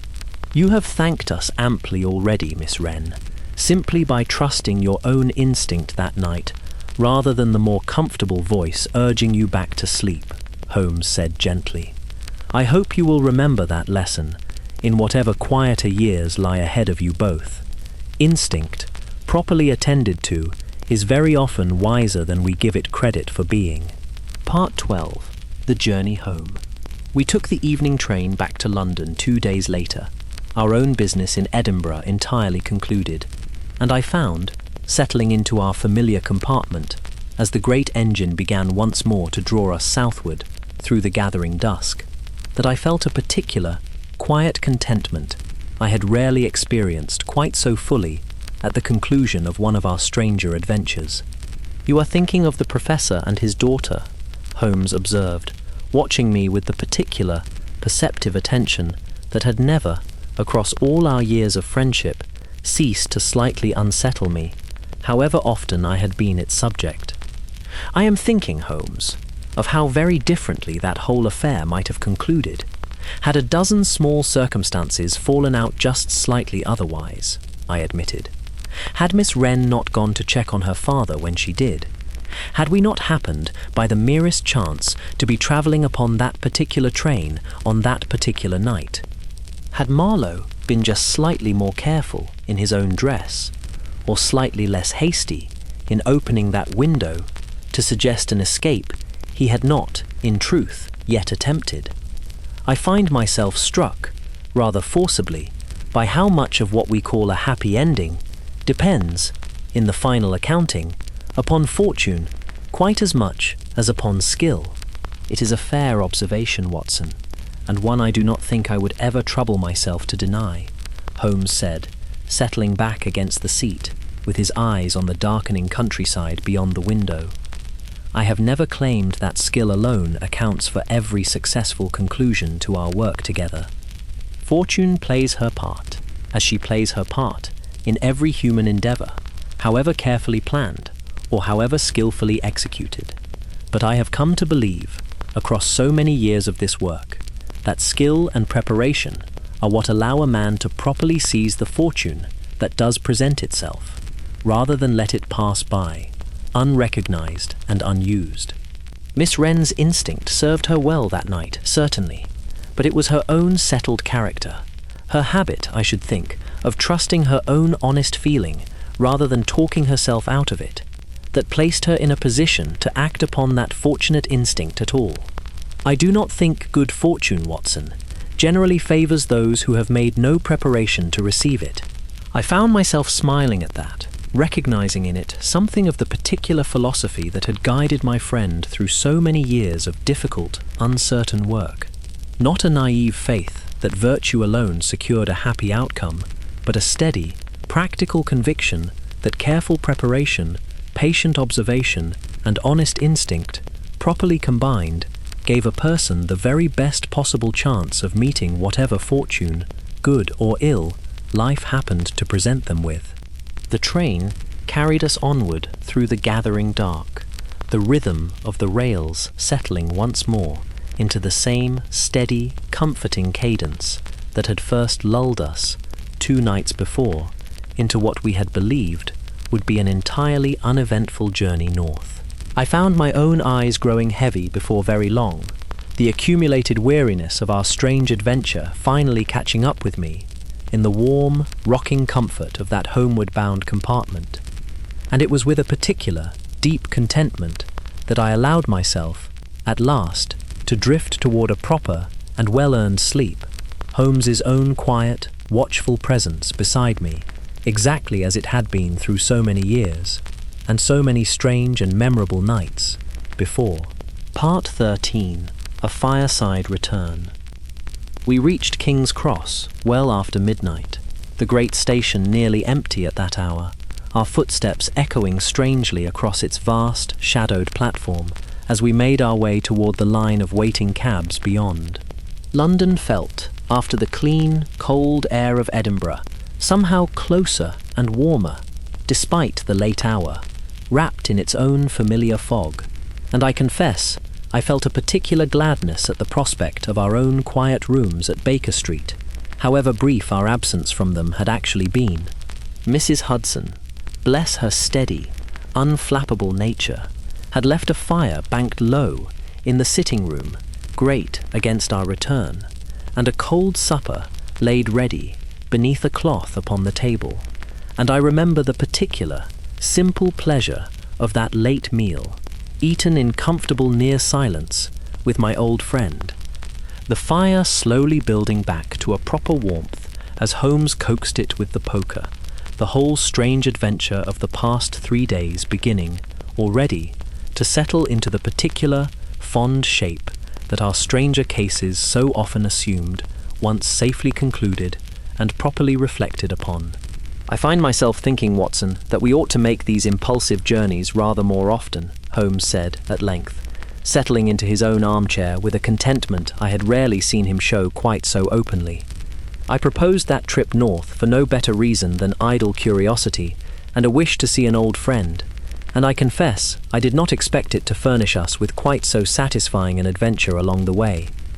There is a particular pleasure, I find, in a mystery that presents itself entirely unbidden, rather than arriving, as our cases so often do, wrapped already in some client's careful account of their own troubles. You prefer the mystery discovered by chance to the mystery brought deliberately to your door." "I would not go quite so far as that, Watson. I have found a great deal of satisfaction in both varieties across our years together, and I do not think I could honestly claim to prefer one over the other in any general or lasting sense. But there is something particularly satisfying, I confess, in a case that begins with nothing more than an ordinary journey, and reveals itself, layer by layer, entirely through one's own attentive observation of the world immediately around one, rather than through any deliberate summons." He was quiet a moment, watching the fire. "It reminds me, I think, why I first came to love this work at all, long before it ever became the settled profession it has since grown into.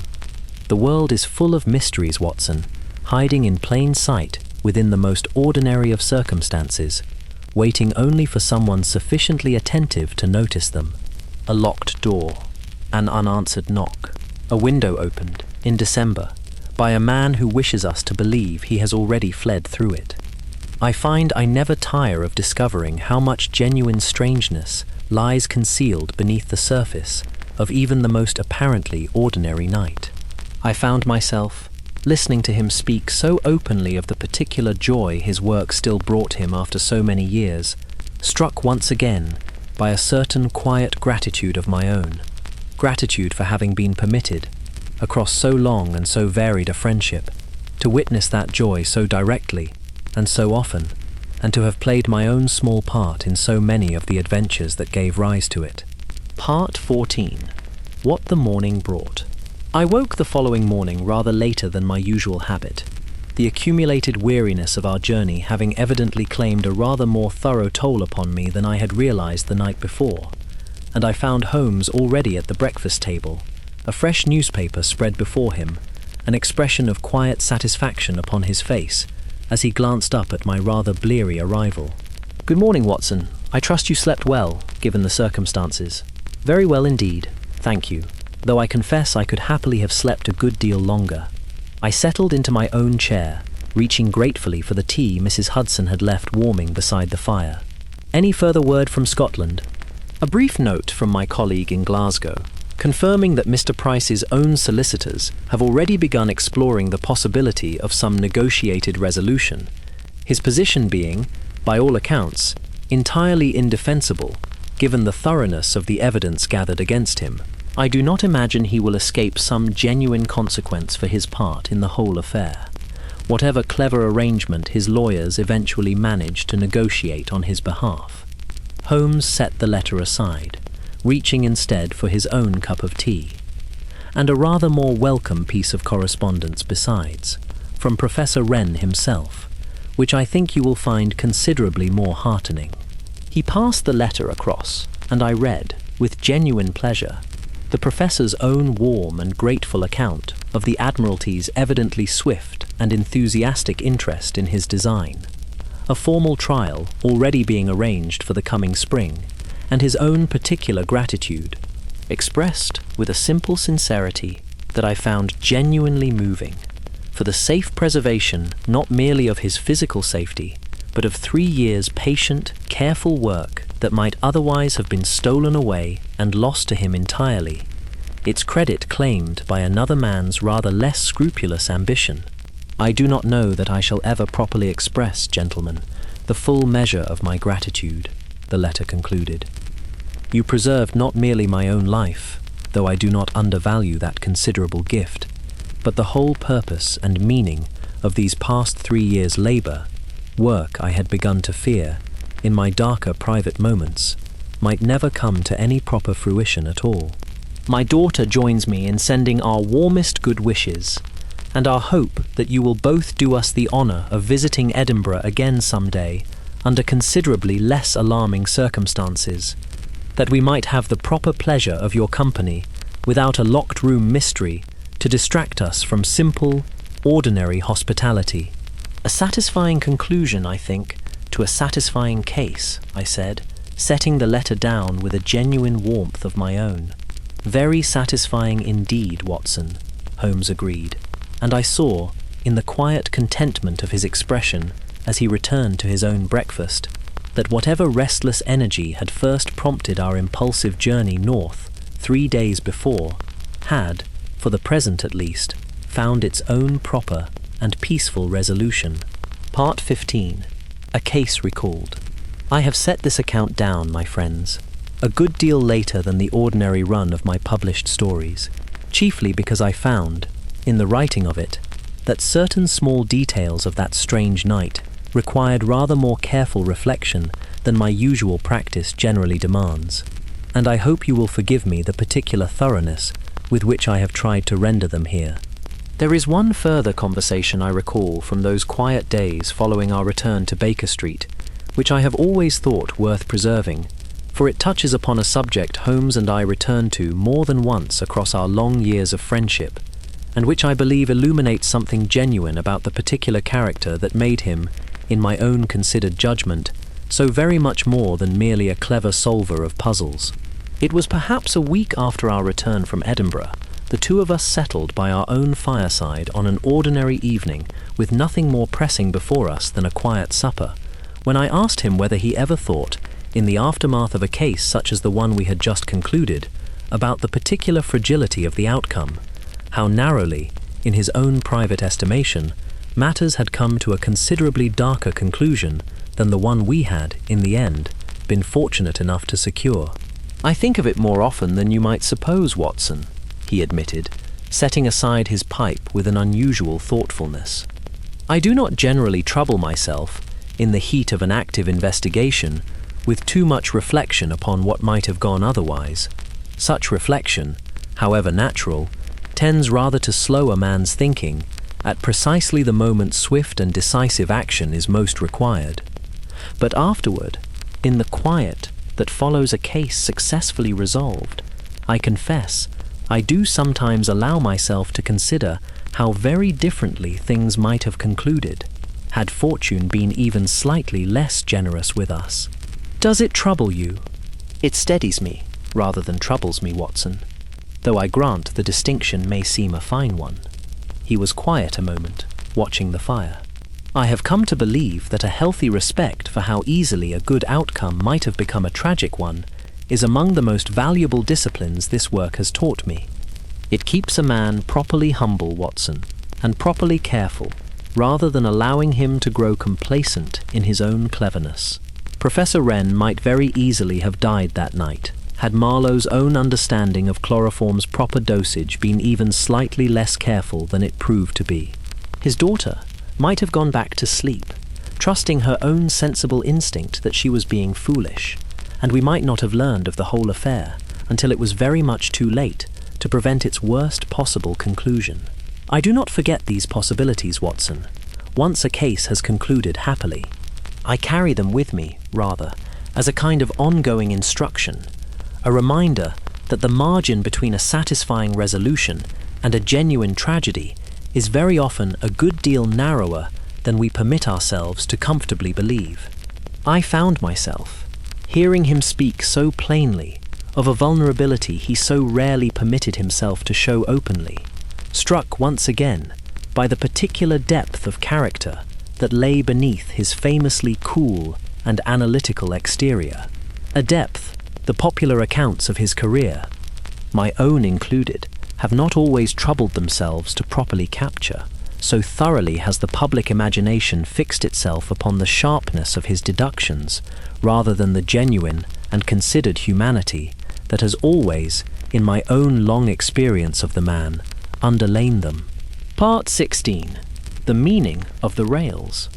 It was some months later, on an entirely unrelated evening, that Holmes and I found ourselves once more aboard a night train, this time on business considerably less eventful than our journey to Edinburgh had proven, and I remember him remarking, as the familiar rhythm of the rails began once more to carry us through the darkness, upon how differently he found himself regarding that particular, rocking cadence since our earlier adventure. I confess, I do not think I shall ever hear a train's wheels upon the rails again, Watson, without some small part of my mind recalling Professor Wren's own narrow escape, he said, settling back against the seat with the particular, reflective ease I had come to associate with our quieter evenings together. It is a curious thing how thoroughly a single case can alter one's private relationship with something so entirely ordinary as the sound of a train in motion.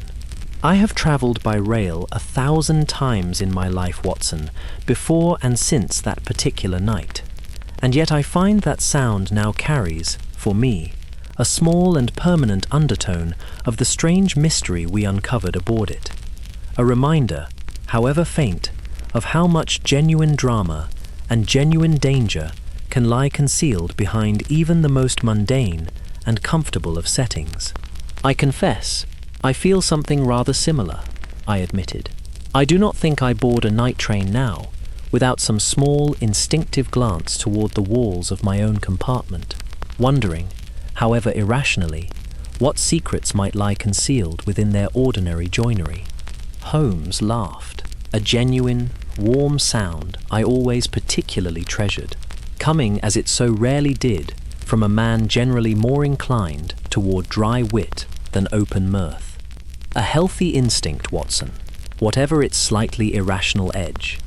I have found, across my whole career, that the world offers up its genuine mysteries in the most unexpected of settings, and that a properly attentive mind does well to remain alert to that possibility, wherever it happens to find itself. A locked compartment, a shared wall, a window opened by a man wishing us to believe a lie. These are the small, ordinary details from which genuine mysteries are woven, Watson, and I do not think either of us will ever again travel by night rail without some small portion of our attention remaining pleasantly alert to whatever strangeness might, however unlikely, be waiting quietly to reveal itself.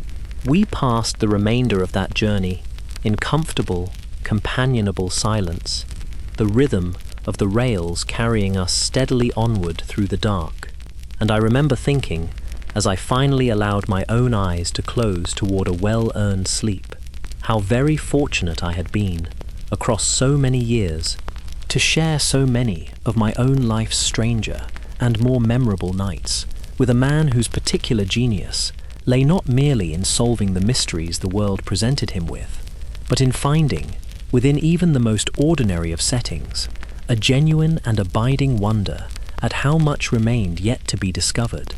Part 2 3/4. Tomkins's second thought. It was some while later, once the panel had been discovered and Marlowe's own compartment thoroughly examined, that the attendant Tomkins sought Holmes out a second time, evidently troubled by some further recollection that had come to him only gradually, as such small memories so often do, once the shock of the evening's larger events had begun to settle. "I don't know that it signifies anything at all, sir," he said, finding us in the corridor as we made our way back toward the luggage van, "but it's been nagging at me since you first asked, after Mr. Voss, and I think I ought to mention it, whatever it's worth. When I brought him his evening whisky, sir, some while before he claimed to retire, I noticed he had a small travelling bag with him, separate from his main luggage, that he seemed rather particular about keeping close to hand, rather than having stowed properly with the rest of his things. I thought nothing of it at the time. Gentlemen often keep some small necessary close by of an evening, but I recall now that he asked me, rather pointedly, whether the train made any unscheduled stops along this stretch of line, for signals or the like, which struck me as an odd sort of question for an ordinary traveller to trouble himself with. "Did you answer him?" "I told him what I tell any passenger who asks, sir, that signal stops are always a possibility on a night run, though rare enough on a clear night such as this one, and that he needn't concern himself over it disturbing his rest."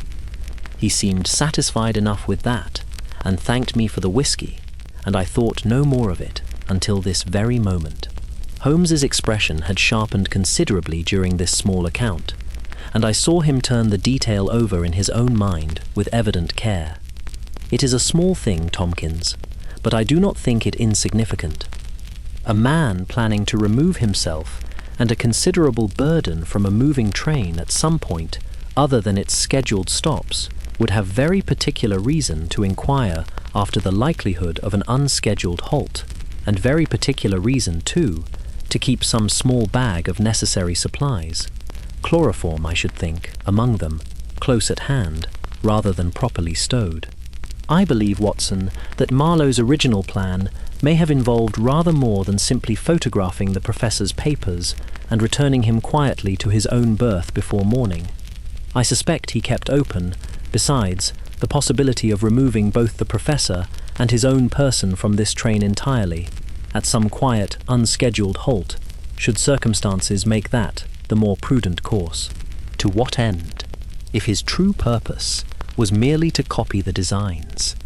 To ensure his own escape, Watson, should anything go awry with his more modest original plan, precisely the contingency that did, in the end, arise.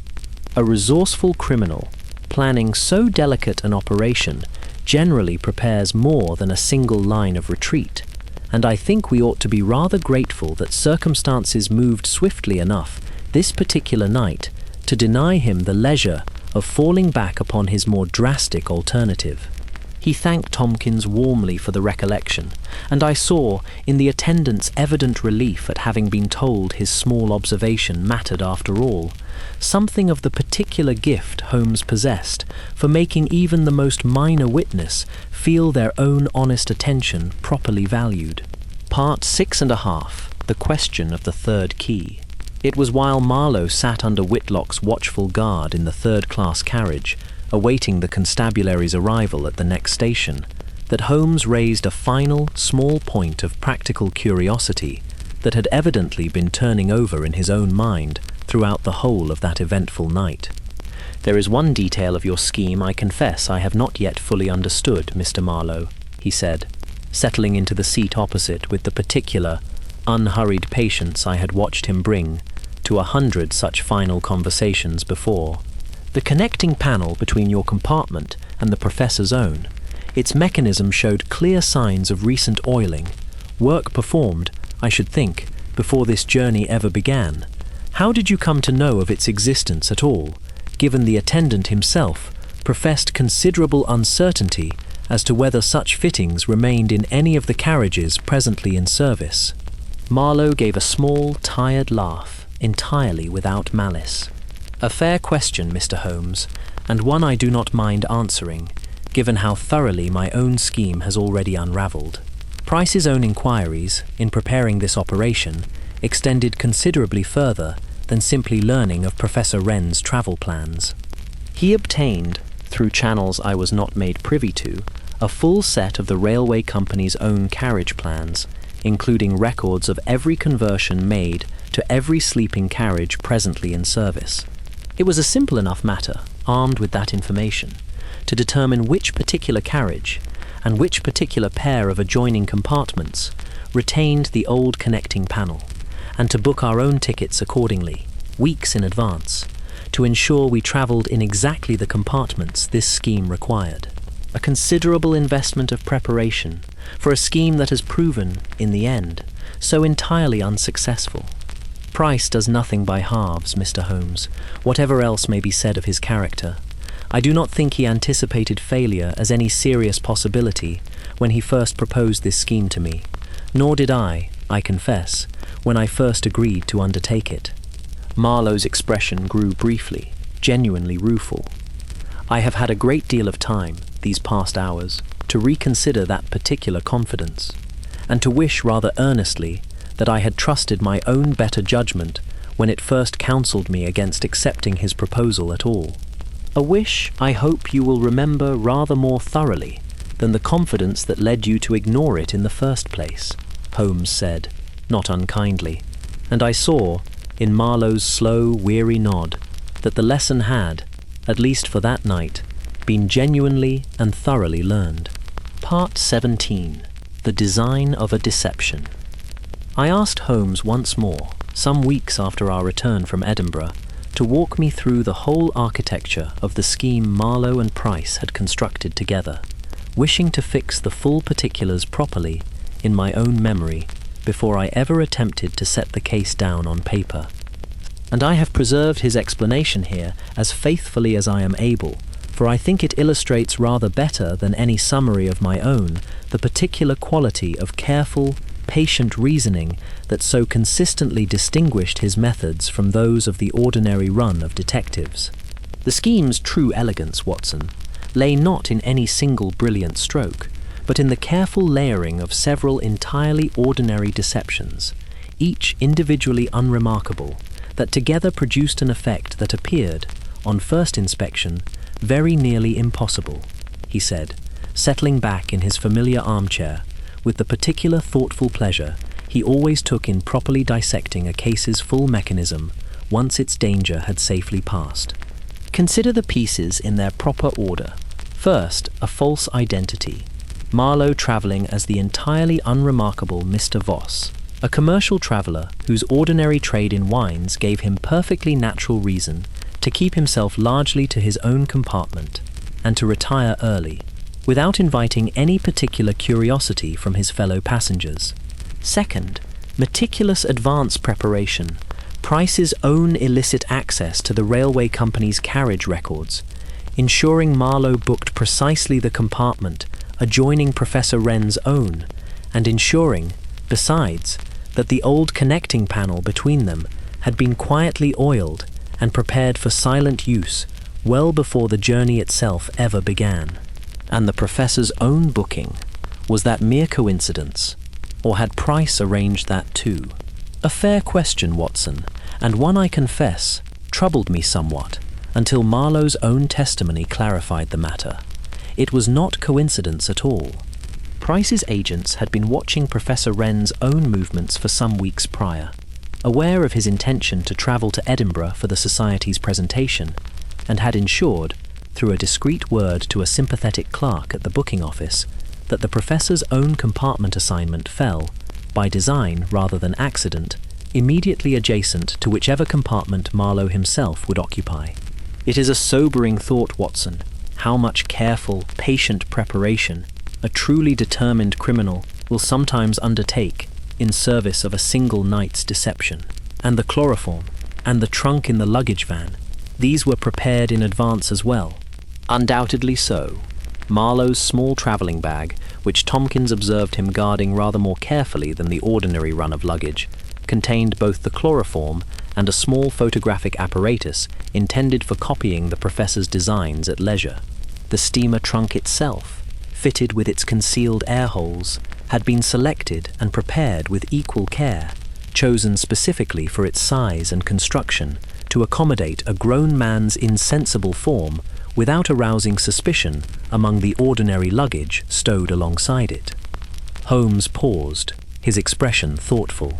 It was, I will grant Marlowe this much credit, a genuinely well-conceived scheme, Watson, and I do not think it would have failed at all, had circumstances not conspired, through the small human accident of a daughter's restless love, to bring it undone rather sooner than its architects had anticipated. That is very often the way of these things, in my experience. The most carefully constructed deception generally survives its own internal logic admirably well. It is the small, unpredictable accidents of ordinary human feeling, a daughter's worry, a guard's honest thoroughness, a detective's chance presence aboard the very train in question, that so often bring even the most elegant scheme to its eventual and well-deserved ruin. Part 18. On the nature of locked rooms. It was during that same conversation, I recall, that Holmes offered me a small reflection on the particular category of mystery we had encountered aboard that midnight train, a reflection I have always found worth preserving, for I believe it speaks to something genuine about his own particular philosophy of detection. I have solved a good many so-called impossible crimes across my career, Watson, and I confess I have come to hold a settled and rather firm conviction about them, which I offer you now for whatever small use it may prove in your own future writing. He set down his pipe, his expression thoughtful. A locked room, or a vanishing from within one, very rarely represents a genuine violation of natural law, whatever superstitious explanation an unimaginative observer might be tempted to reach for in its absence.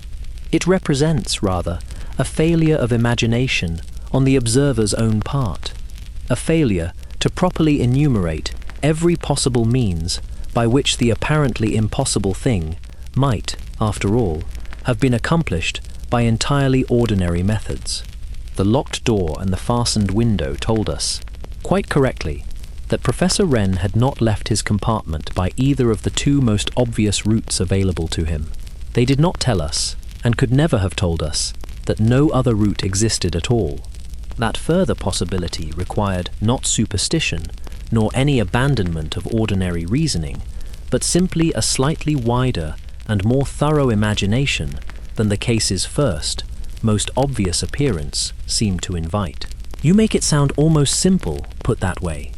It is never quite so simple in the living of it as it sounds in the recounting, Watson, as you well know from your own long experience of watching me work through such puzzles in real time, rather than merely reading my tidy explanation of them after the fact. He smiled, a small, genuine expression of the particular satisfaction he always took in a case well solved. But I will say this much, in defense of the method itself, if not of its always effortless application. A locked room is never truly locked against reason, Watson, however thoroughly it may appear locked against ordinary observation. There is always a route through, provided one is willing to examine every wall, every panel, every apparently solid surface, with sufficiently patient and sufficiently open a mind. I have found, across a great many years of this work, that the walls which most successfully resist a hasty glance very rarely resist a truly thorough one. Part 19, Whitlock's Report. I have not yet given proper credit, in this account, to the part played by Guard Whitlock himself, and I think it only fair to remedy that omission here, for I believe his own steady, conscientious conduct throughout that strange night contributed rather more to its successful resolution than the ordinary run of my adventures generally troubles itself to acknowledge in men of his particular station. It was some weeks after our return to London that Holmes received a letter from the railway company itself, forwarded on from Whitlock, thanking him formally for his assistance in the affair, and enclosing, at Holmes's own particular request, a copy of the report Whitlock had been required to file with his superiors regarding the whole strange business. Holmes read it aloud to me one quiet evening, and I confess I found myself genuinely moved by the plain, careful thoroughness of the guard's own account, an account that gave full and generous credit to Holmes's own reasoning while never once neglecting to record, with evident pride, his own part in securing the compartment, organizing the search, and seeing Marlowe safely into custody at the earliest possible station. A conscientious man, Whitlock, Holmes observed, setting the letter aside. I have encountered a good many railway guards across my career, Watson, and I will tell you plainly that his particular combination of careful attentiveness and genuine courage is a good deal rarer than the ordinary public generally credits. It would have been the easiest thing in the world for a lesser man, faced with so strange and alarming a situation in the small hours of the night, to have simply woken the local police at the next convenient station and left the whole troubling matter in more experienced hands. Whitlock did not do that, Watson. He came directly to me, trusted my own judgment once I had explained my reasoning, and threw himself into the search with a genuine, unhesitating courage that I do not think this account has yet properly honoured. You mean to write to the company yourself, commending him? I have already done so, Watson, though I confess I did not trouble you with the matter at the time, judging it a small enough courtesy not to require particular comment. Holmes's tone carried a note of genuine satisfaction. I have found, across my years in this work, that the successful resolution of a difficult case depends very often upon the unglamorous competence of ordinary people going quietly about their proper duties. A guard who trusts his own instinct rather than simply passing the trouble along. An attendant who remembers, hours after the fact, some small detail he had not thought significant at the time. A daughter whose restless love overrides her own more comfortable inclination to simply return to sleep. I think it only right that such contributions be properly acknowledged, Watson, even when the popular imagination prefers to credit the whole success to a single detective's cleverness alone. I found myself, hearing him speak so generously of the ordinary people whose quiet competence had contributed so materially to that night's successful resolution, reminded once again of a quality in my old friend that the more sensational accounts of his career have not always troubled themselves to properly capture. A genuine humility, carefully concealed beneath his famous confidence, that gave full and generous credit to every honest hand that had played its own small part in bringing a difficult truth safely into the light. Part 20. A quiet winter's evening. I close this account, my friends, much as I have closed so many others across these quiet evenings we have spent together, with a small and rather ordinary scene that I have always found, in its own gentle way, more affecting than the drama of the mystery itself. It was some months after our adventure aboard the midnight train, on an ordinary winter's evening at Baker Street, with snow falling softly beyond our own familiar window, that Holmes and I found ourselves once more settled by the fire, a comfortable, companionable silence stretching between us, as it so often did on such quiet evenings, when nothing more pressing occupied either of our minds than the simple pleasure of good company and a well-tended hearth.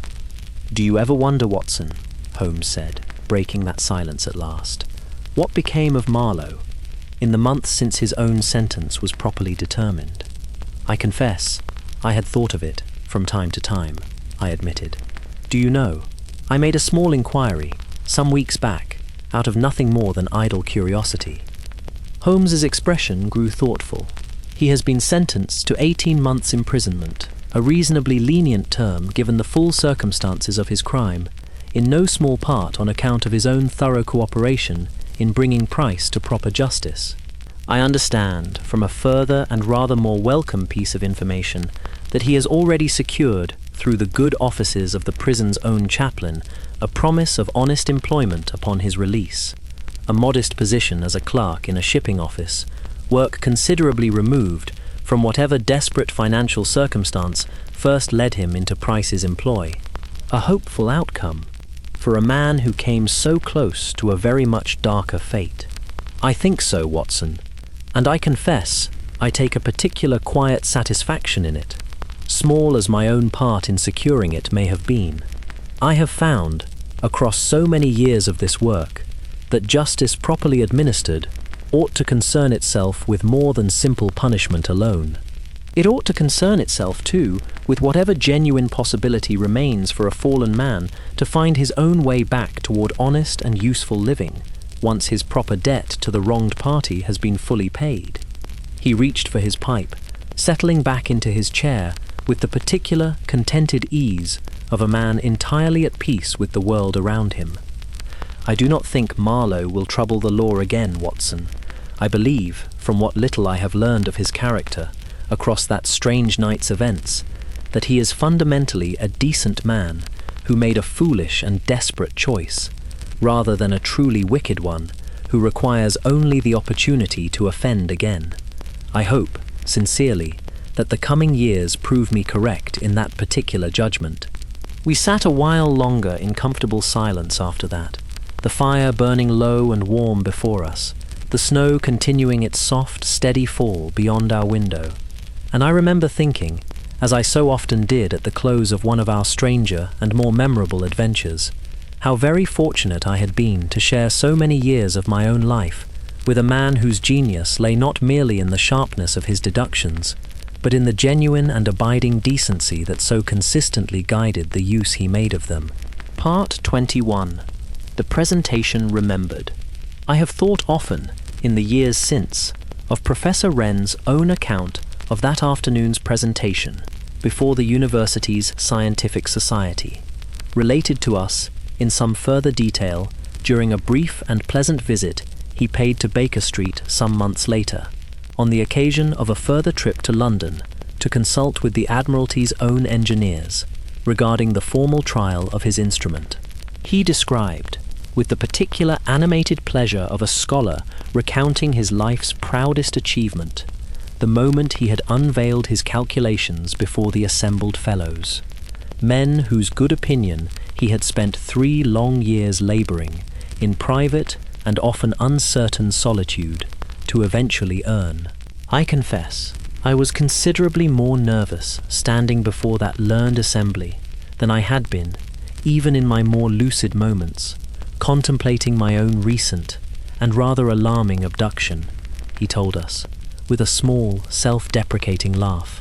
There is a particular vulnerability, gentlemen, in offering up one's own most careful work for a room full of expert strangers to judge, quite unlike the vulnerability of physical danger, however much more frightening the latter may sound in the abstract.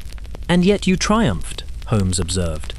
"I believe I did, Mr. Holmes, though I confess I could hardly credit my own good fortune in the moment itself." The senior fellow's questions, once I had finished my presentation, were searching and rigorous, exactly as I had hoped and feared they would be. But I found, to my own considerable relief, that 3 years of careful, patient work had prepared me rather better than my own nervous imagination had allowed me to believe, and I answered each challenge, I think, to their genuine satisfaction. His expression grew warmer still. It was Margaret, in the end, who told me afterward that she had never seen me look quite so entirely myself as I did, standing at that podium, finally free to speak openly of work I had kept so carefully guarded and so privately worried over for so very long. I think, gentlemen, that there is a particular freedom in finally sharing one's own most careful labour with the world, after years of solitary uncertainty, a freedom I very nearly lost entirely, through no fault of my own, and which I have consequently come to value rather more highly than I think I might otherwise have done, had that whole strange misadventure never occurred at all. Holmes listened to this account with evident and genuine pleasure, and I saw, in the warmth of his own response, how much satisfaction he continued to draw from cases that concluded not merely in justice properly served, but in some genuine flourishing of the innocent party's own hopes and ambitions, rescued from a danger that might otherwise have extinguished them entirely. "I am very glad indeed to hear it, Professor," he said. "I have always believed that the truest measure of a case's success lies not merely in the criminal properly caught and answered for, but in whatever good is thereby preserved and allowed to continue flourishing in the world beyond it. Your own instrument, I understand, continues to progress well through its formal trials." "Remarkably well, Mr. Holmes, though I confess the Admiralty's own bureaucratic processes move rather more slowly than my own scientific impatience would prefer. But the early results are most encouraging, and I have every confidence that within a few years' time, ships of Her Majesty's own Navy, and a good many merchant vessels besides, will find their way more safely and more accurately across the world's oceans, on account of work that very nearly never reached completion at all." He extended his hand warmly to each of us in turn. "I do not think I shall ever be able to look upon the finished instrument, once it enters proper service, without some private and enduring gratitude toward the 2 of you gentlemen, for having ensured it ever had the chance to exist at all." Part 22. Margaret's own account.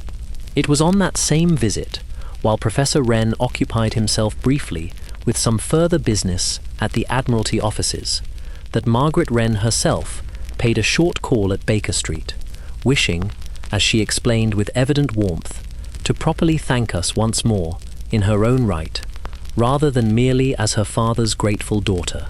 "I have thought a great deal these past months about that night," she told us, settling into the chair Holmes offered her with a composure I found considerably steadier than the frightened young woman we had first encountered in that swaying, lamplit corridor.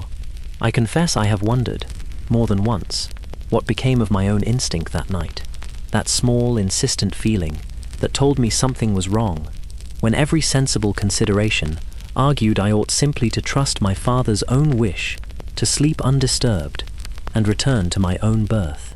"And what conclusion have you reached?" Holmes asked, with evident and genuine interest. "I have concluded, Mr. Holmes, that I ought to trust it rather more often than I have generally permitted myself to do, in the ordinary course of my life, before that night. I was, I confess, a rather more cautious and self-doubting young woman before my father's abduction than I have found myself to be since.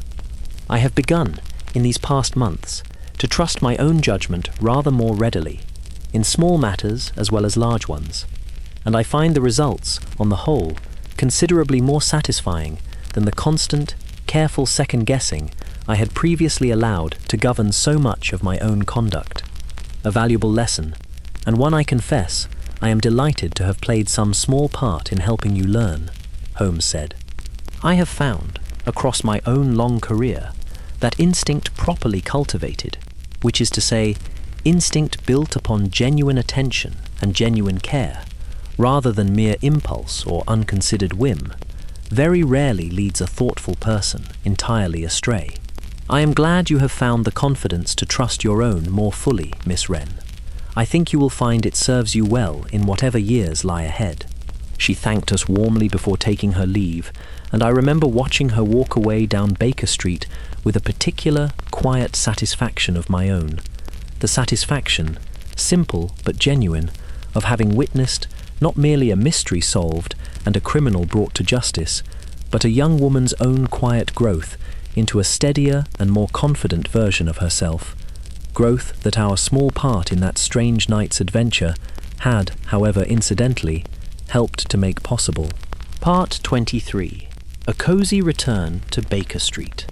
Let me pause here, my friends, and bring you back, for a moment, to the warmth of our own sitting room, for I think it fitting, at this point in our story, to let the tension of that strange night settle properly before we continue any further. Picture it with me, if you will, the fire burning steady and low, the curtains drawn against the winter dark, the particular, comfortable quiet of two old friends content simply to share the same room together, needing no conversation to fill the space between them. It was on just such an evening, some while after Margaret Wren's own visit, that Holmes and I found ourselves reflecting once more, quite by chance, upon the whole strange affair of the midnight train, not out of any particular necessity, but simply because a comfortable evening by the fire so often invites a wandering, unhurried sort of conversation, circling back, now and then, to adventures long since concluded, but never quite entirely forgotten. "I have been thinking, Watson, about the particular quality of fear that mystery inspires in people," Holmes said, breaking a long, companionable silence. "Consider the difference between the fear a locked, empty compartment produces and the fear a simple, straightforward crime might produce instead. A body discovered, however tragic, offers the mind something concrete to grapple with, a fact, however terrible, upon which the imagination can settle and begin its work of understanding. But an empty compartment, locked from the inside, offers the mind nothing at all to hold on to. It is the absence itself, Watson, the sheer inexplicability of the vanishing, that produces so particular and so unsettling a species of dread. I confess I felt it myself, standing in that empty compartment," I admitted. "There was something in the very ordinariness of it. The coat still on its hook, the hat still on its shelf, that troubled me rather more than any scene of violence might have done. Precisely so, Watson. The ordinary, undisturbed detail is very often more unsettling than the dramatic one, because it refuses to offer the mind any immediate explanation. A struggle, a scene of obvious violence, tells its own story plainly enough, however terrible. An untouched hat, hanging exactly where its owner left it, tells no story at all. It simply sits there, mute and ordinary, refusing to explain itself. And it is precisely that refusal, I think, that unsettles the observer so very deeply. He was quiet a moment, watching the fire. It is, I have always believed, one of the great and enduring lessons of this profession, that the human mind fears uncertainty very much more deeply than it fears even the most terrible certainty, once that certainty has been properly named and understood. Professor Wren's daughter did not weep with quite such abandon once she understood, however painfully, exactly what had befallen her father. It was the not knowing, in those first frightened minutes, that troubled her most deeply of all. I found myself nodding slowly at that observation, recognizing in it a truth I had witnessed, in one form or another, across so very many of our shared adventures, the particular, distinctive terror of the unexplained, and the curious, almost paradoxical relief that even a painful truth, once properly understood, so often brings in its wake. Part 24. The slow turning of the seasons. Winter gave way, in its own good time, to a milder spring, and I recall a further small development in the Wren family's story reaching us that season, in the form of a brief and cheerful letter from Margaret herself, informing us of her own engagement to a young naval officer she had met, as it happened, through her father's own continuing association with the Admiralty's engineering staff. A fitting conclusion, I think, to the whole strange business, Holmes remarked, reading the letter aloud to me over breakfast. Though I confess I take no particular credit for the romance itself, beyond the small and entirely incidental fact that it was our own investigation which first brought her father's work properly to the Admiralty's attention, and thereby, indirectly, into the same professional circles as her own future husband. "You seem in a philosophical mood this morning, Holmes," I observed, noting something reflective in his tone that I had come to recognize, over the years, as the particular quality of mind he brought to his rarer moments of genuine leisure. "I find myself thinking, Watson, of how very many threads a single night's adventure can end up weaving into the world, threads we could never have anticipated at the time, nor properly traced to their eventual conclusion, even if we had tried. A locked compartment, a chloroformed pillow, a young woman's restless instinct, and from these small, strange beginnings, an inventor's life work preserved, a criminal's own path toward eventual honest redemption, and now, it seems, a happy marriage besides. I do not think I could have predicted a single one of these eventual outcomes, standing in that swaying corridor at midnight, and yet here they all are, unfolding in their own good time, each one traceable, however indirectly, back to that single strange night's events." He set the letter aside with evident satisfaction. "It is, I think, one of the genuine pleasures of a long career in this work, Watson, watching, from time to time, how the threads we help to set right continue weaving themselves forward into futures we could never have properly imagined at the moment of their original untangling." I found myself, hearing him speak so warmly of futures he could take no direct credit for shaping, struck once again by the particular generosity of spirit that so consistently underlay his famous analytical brilliance, a generosity that took genuine, uncomplicated pleasure in good outcomes he had merely helped make possible, rather than insisting, as a lesser man might have done, upon claiming full and exclusive credit for every happy consequence that eventually followed from his own careful work. Part 25. The Guard's Own Quiet Courage. I have thought, more than once in the years since, of Guard Whitlock's own particular contribution to that night's events, and I want to linger a while longer here, my friends, on a small conversation we shared with him before our own departure from Edinburgh, for I believe it deserves rather fuller telling than I have yet given it. We found him on the platform on our final morning in the city, having sought us out specifically, I think, to properly close the matter in his own mind before returning south with the train's ordinary schedule. He looked, I confess, considerably more rested than the harried, worried man we had first encountered in that swaying corridor, and there was a quiet, settled pride in his bearing that I found genuinely affecting. "I wanted to thank you both properly, gentlemen, before you went on your way," he said, extending his hand to each of us in turn. "I've served this company 11 years, as I told you that first night, and I'll confess, I've never faced anything half so strange nor half so frightening in all that time. I don't mind telling you, sir, this to Holmes directly, that I very nearly didn't come to your door at all that night. I stood in the corridor a full minute, I should think, working up my own courage, half convinced you'd think me a fool for troubling a gentleman passenger with what might, for all I knew at the time, prove nothing more than an anxious daughter's overactive imagination." "I am very glad you overcame that hesitation, Mr. Whitlock," Holmes said warmly.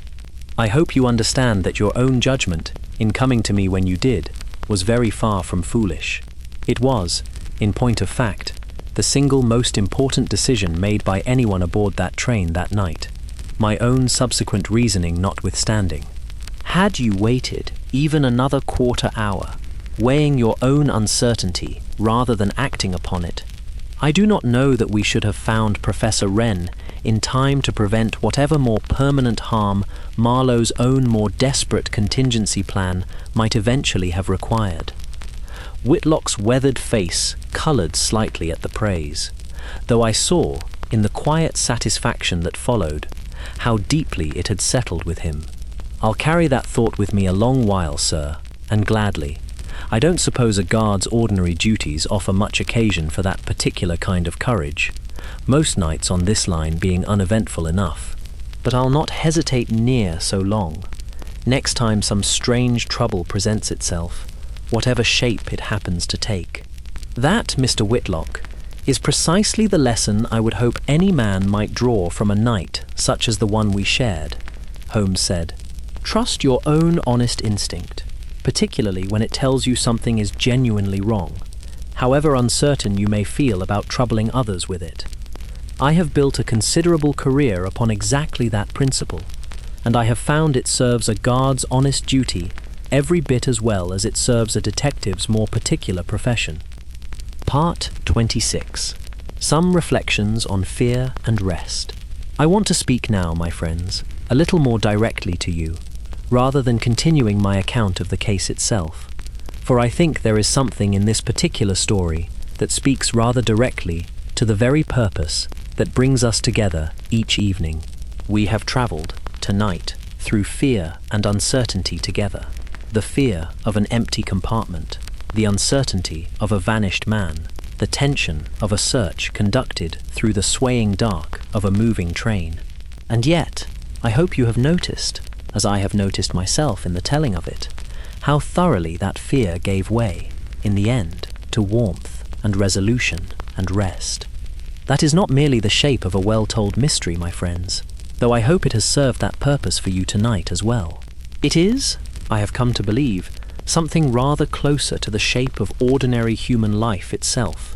Fear and uncertainty visiting us, as they inevitably will, and yet resolving, given patience and honest attention, and the quiet courage of people willing to trust their own better instincts, into something considerably calmer and more peaceful than the fear itself ever quite allowed us to imagine in its darkest moments. If you carry any fear of your own into tonight's rest, some uncertainty that has been troubling your own sleep these past weeks, some locked and puzzling room in your own life that you cannot yet see your way clear through, I hope this small story of a night train and a vanished professor and a daughter's trusted instinct has offered you some small measure of the same reassurance it has always offered me in the telling of it.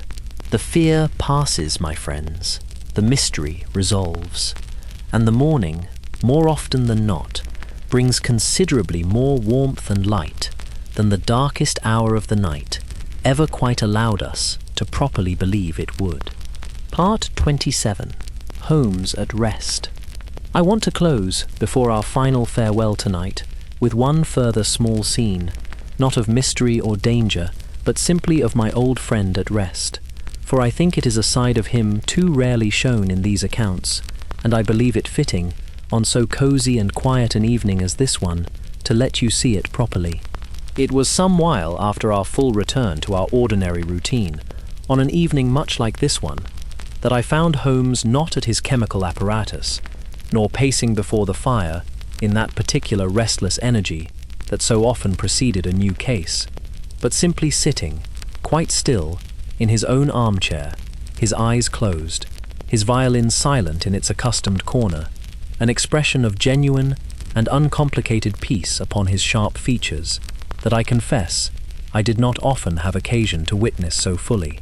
"You look remarkably at ease this evening, Holmes," I observed, settling into my own chair across from him. "I am, Watson, remarkably so," he admitted, without opening his eyes.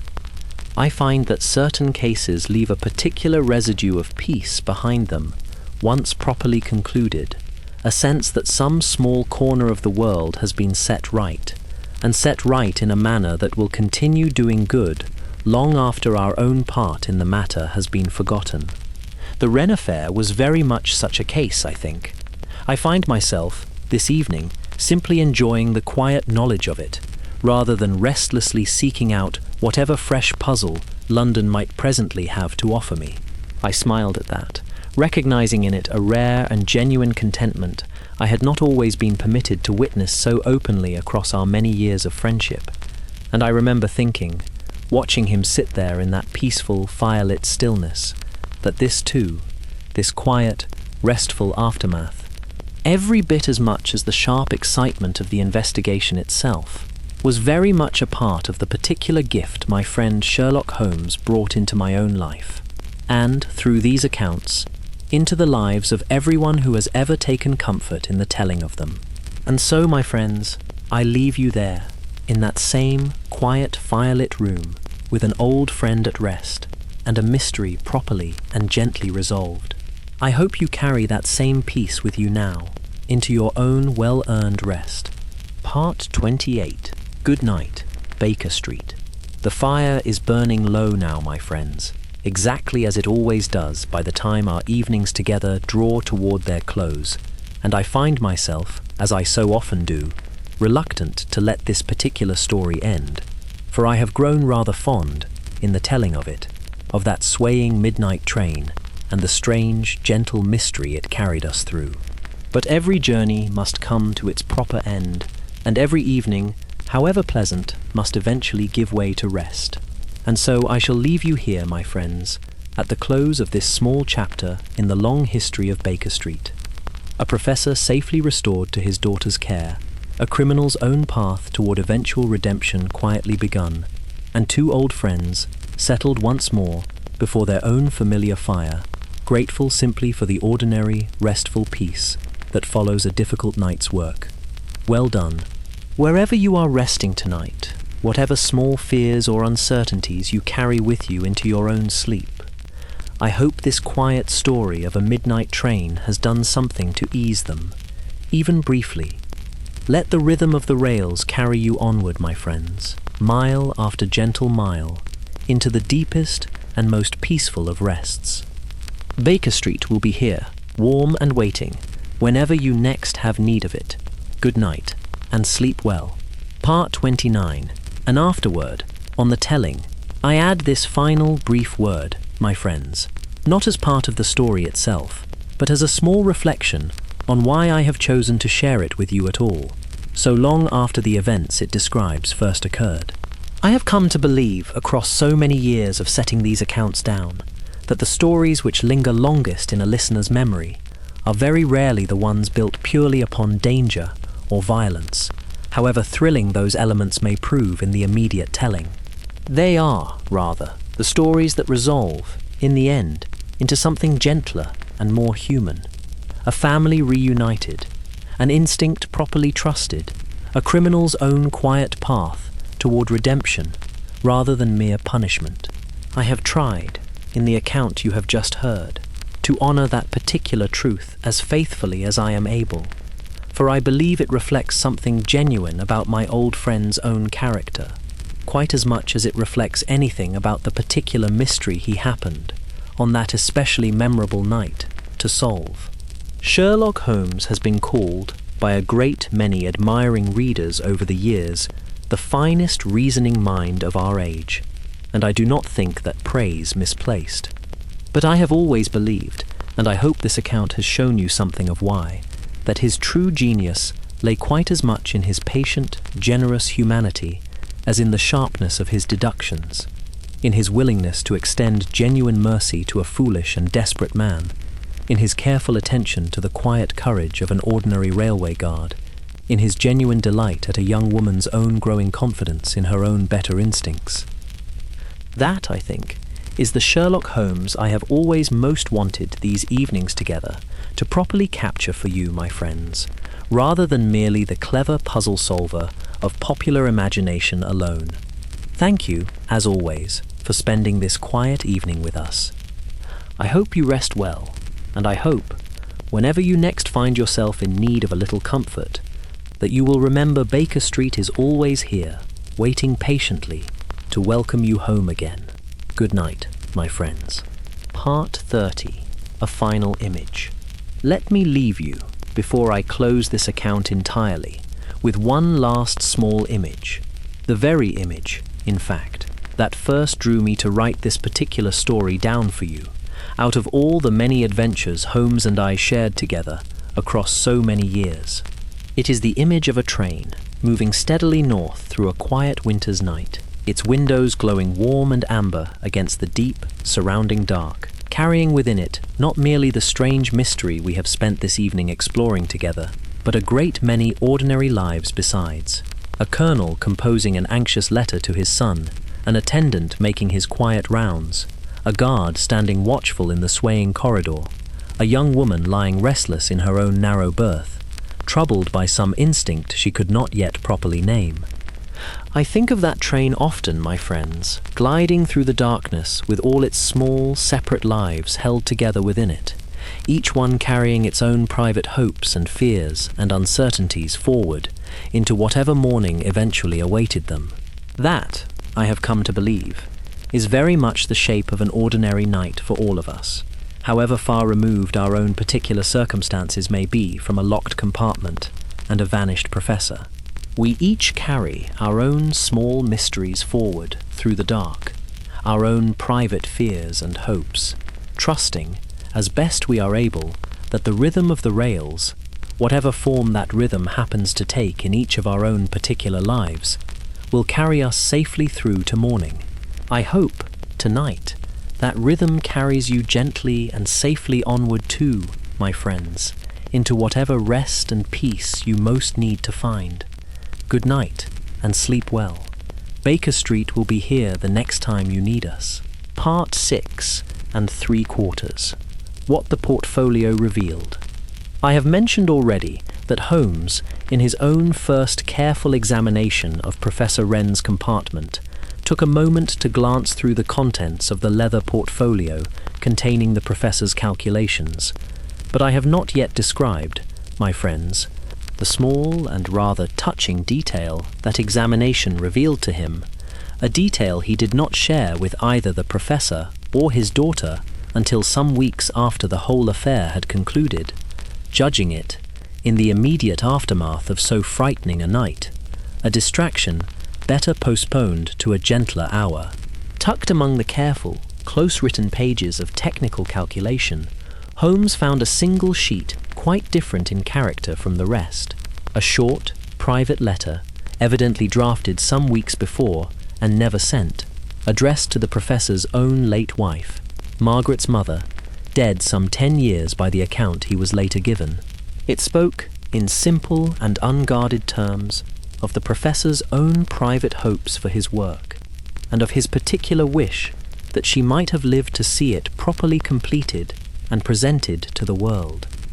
I think of you often, my dear, in these final weeks of preparation, the letter read, in part, and I find myself wishing, more than I can properly express, that you might stand beside me when I finally present this work to the Society. You always believed in it, long before I had earned the right to believe in it myself, and I have carried that belief with me through every difficult year since your passing, using it, I confess, rather more often than I have ever properly admitted, as the private measure by which I judge whether my own continued labour is truly worth the considerable cost it has exacted from the rest of my life. I hope, wherever you are, that you will forgive me the years I have spent away from Margaret in pursuit of this work, and I hope too that you will take some quiet satisfaction in seeing it, at last, so very nearly complete. Holmes returned the letter carefully to its place among the technical pages once he had read it, and said nothing of it to anyone until, some weeks later, in the quiet warmth of our own Baker Street sitting room, he mentioned it to me directly, in a tone I recognized as carrying rather more genuine feeling than his usual habit generally permitted him to show. I do not think I have ever encountered so private and so moving a document tucked so unexpectedly among a body of purely technical work, Watson, he said. It struck me, reading it, how very much more lies behind even the most apparently dry and mathematical of human achievements than the achievement itself ever quite reveals to the world at large.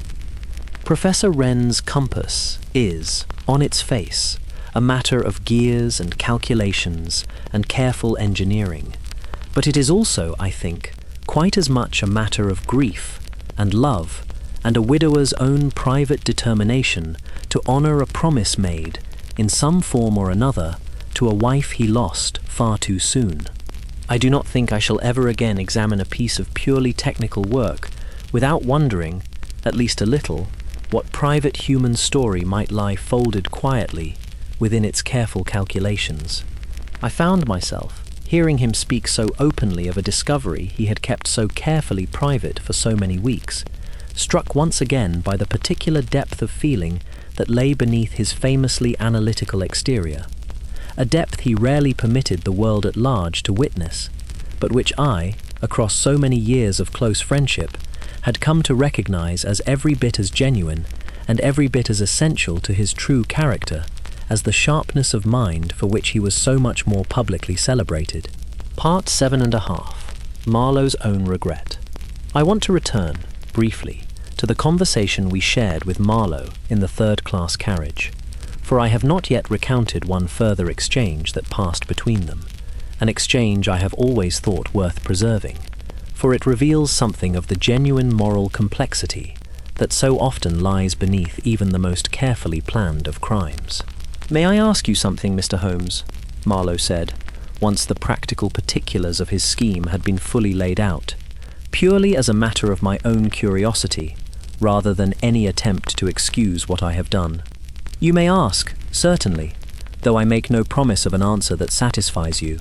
Do you think a man can do genuine wrong for reasons that are not, in themselves, entirely without sympathy? I did not undertake this scheme from any love of crime, Mr. Holmes, nor from any particular malice toward Professor Wren himself, whom I had never met before that night, and against whom I carried no personal grievance whatsoever. I undertook it because Price offered me a sum of money considerably beyond what my own ordinary trade could provide, at a time when my own family's circumstances had grown genuinely desperate, my own father's illness having exhausted what modest savings we possessed and left us facing debts I saw no other honest way of meeting. I do not say this to excuse what I have done, Mr. Holmes. I say it only because I find myself genuinely uncertain, in the aftermath of tonight's failure, whether I am, at bottom, a wicked man, or simply a desperate one who made a wicked choice. Holmes considered the question with evident seriousness, rather than dismissing it as the self-serving rationalization a lesser observer might have judged it to be. I think, Mr. Marlowe, that the distinction you are drawing is a genuine and important one, though I would caution you against using it to excuse yourself too readily from the full weight of what you have done. A desperate circumstance may explain a wicked choice, Mr. Marlowe, without ever fully justifying it. Professor Wren did nothing to deserve what you and Price between you very nearly did to him tonight, and his own suffering, however briefly it lasted, does not become less real merely because your own motives, in causing it, were rooted in genuine and sympathetic desperation rather than simple malice. He paused. But I will say this much, in answer to your genuine question. I do not believe you are, at bottom, a wicked man. A truly wicked man does not generally trouble himself, in the aftermath of his own scheme's failure, with quite so much genuine and searching self-examination as you have shown me this evening. I think you made a wicked choice, Mr. Marlowe, under genuinely desperate circumstances, and I think the proper response to that choice is neither to excuse it entirely, nor to condemn you as though no better choice remained possible to you in the years ahead.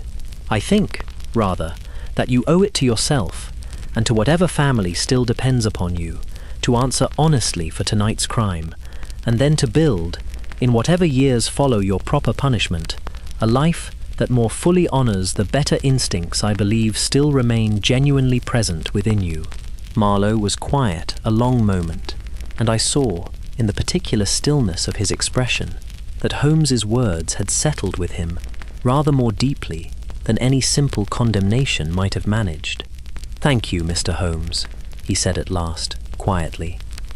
"I think that is rather more honest and rather more generous an answer than I had any real right to expect from a man whose own careful work I so very nearly ruined tonight.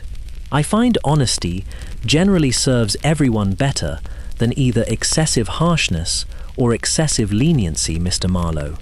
Whatever the particular circumstances," Holmes said, "I hope you will remember this conversation, whatever the coming months hold for you, and I hope, sincerely, that you find your own way back toward the better man I believe you are still genuinely capable of becoming." Part 9.5. The photographic apparatus I have mentioned, in passing, the small photographic apparatus Marlowe had concealed among his own luggage, intended for the copying of Professor Wren's calculations.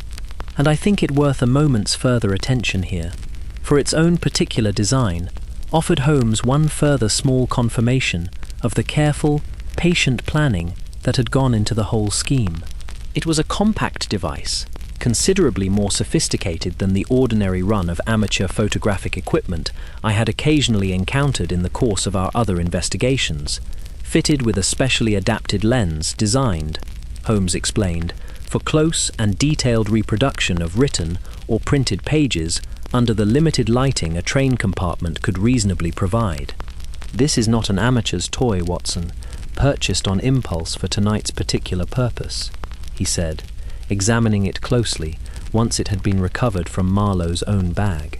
"This is a purpose-built instrument, commissioned, I should think, specifically for work of exactly this kind, the swift, discreet reproduction of documents a man wishes copied without their owner's knowledge.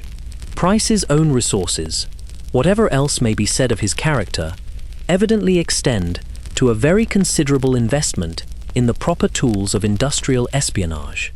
We later learned, through the further investigation conducted by Holmes's colleague in Glasgow, that the apparatus had indeed been commissioned specially for Price by a photographic specialist with something of a reputation, in certain less scrupulous circles, for exactly this kind of discreet technical work, and that Marlowe had received careful instruction in its proper use some weeks before ever boarding the train, in a private session arranged at one of Price's own premises. It was, Holmes observed, a detail that spoke rather damningly to Price's own premeditation, undermining entirely any defense his solicitors might later have hoped to construct, suggesting the whole scheme had been Marlowe's own impulsive and independent invention. A man does not commission specialist photographic apparatus and arrange careful private instruction in its use, Watson, for a crime he has not thoroughly planned well in advance, Holmes observed. This detail alone, I think, will prove considerably more damaging to Price's own eventual defense than even Marlowe's own direct testimony, for testimony can always be challenged as unreliable or self-serving, while a photographer's own honest business records, showing exactly who commissioned the apparatus and when, offer a rather more difficult thread for any clever solicitor to argue away. Part 11 and a half. Reflections at Waverley. Before we finally took our leave of Edinburgh, Holmes and I spent a further quiet hour walking the length of Waverley Station's own great vaulted concourse, and I remember him pausing, at one point, before the very platform from which our own homeward train would eventually depart, to offer a small reflection I have always thought worth preserving. There is a particular symmetry, Watson, in beginning and ending an adventure at the same great station, however many days and however much strangeness may have passed between the two occasions, he said. I find myself thinking of all the countless journeys this platform has witnessed, and will continue to witness long after our own small part in its history has been entirely forgotten. Journeys of every possible description, joyful and sorrowful, urgent and leisurely, each one carrying its own private story forward into whatever future waits it. Professor Wren's own journey very nearly ended in tragedy, aboard a train that appeared, on its face, no different from 1,000 others departing this very platform on any ordinary night. I find that thought rather sobering, Watson, and rather instructive besides. Instructive in what way? In reminding me, Watson, how very much genuine drama and genuine danger can lie concealed behind the most ordinary and unremarkable of circumstances, waiting only for chance, or for a particularly attentive observer, to reveal it.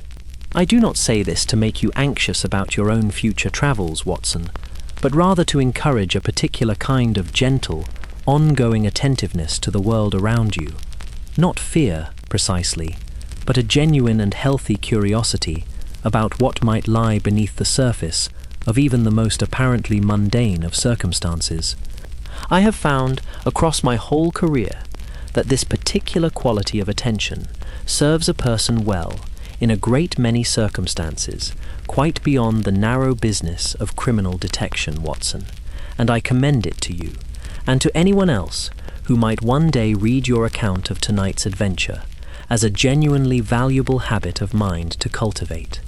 I have carried that small reflection with me, in the years since, rather more consistently than I have carried the particulars of the case itself, and I offer it here, at the close of this account, in the hope that it might serve you, my friends, as well as it has always served me, a gentle reminder to remain attentive to the world around you, wherever your own travels happen to carry you, for you never quite know what quiet strangeness, or what quiet wonder might be waiting patiently to reveal itself, if only you remain properly open to noticing it. Part 13 and a half.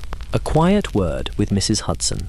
I have not yet mentioned, in this account, the particular small kindness Mrs. Hudson showed us upon our return from Edinburgh, and I think it deserves a brief place here, for it captures something of the particular warmth that always awaited us at Baker Street, however strange or exhausting our travels had proven. She had, it transpired, read some brief and garbled account of a mysterious railway incident in one of the London papers, evidently gathered from some enterprising reporter's own inquiries at King's Cross, and had spent the better part of our absence in a state of some private worry, though she confessed as much only once she had satisfied herself, by her own careful observation, that both Holmes and I had returned entirely whole and unharmed. I'll not pretend I wasn't relieved to see the two of you come through that door safe and sound, Mr. Holmes, she said, setting a particularly generous supper before us that first evening home. I've grown rather used to your strange hours and stranger business over the years, but I'll confess, a railway mystery gave me rather more pause than the ordinary run of your London troubles generally does. A man can at least send for help easily enough in London, whatever danger he finds himself in. I don't like to think of you both off in the middle of nowhere, aboard a moving train, with no one nearby to come to your aid, should real trouble present itself. "Your concern does you great credit, Mrs. Hudson, as it always does," Holmes said warmly, "though I can assure you the matter concluded very happily indeed, and no lasting harm came to anyone beyond a rightly deserved fright for the criminal responsible. I promise you, we shall try to confine our future adventures rather more closely to London's own familiar streets, if only to spare you the worry." "You'll do no such thing, Mr. Holmes, and we both know it," Mrs. Hudson replied, with the particular fond exasperation I had always found so characteristic of her long-suffering but genuinely affectionate management of our household. "But I'll thank you to send word a little sooner next time, if it's not too much trouble, rather than leaving me to learn of your narrow escapes second-hand from the morning paper." Holmes promised, with evident sincerity, to do exactly that, and I remember thinking, watching the warm, easy affection that passed between them, how very fortunate we both were to return, after even our strangest and most dangerous adventures, to so steady and so genuinely caring a household as the one Mrs. Hudson had so faithfully maintained for us across so many years. Part 15 and a half. What remains when the mystery ends?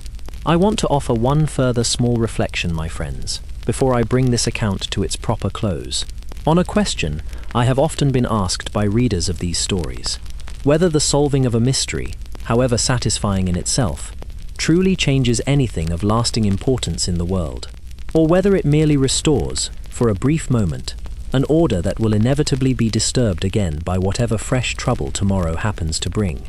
I confess, I did not always know how to answer that question satisfactorily in the earlier years of my friendship with Holmes, but I have come, across so many years and so many cases, to believe the answer is considerably more hopeful than the question's own cynical framing might suggest.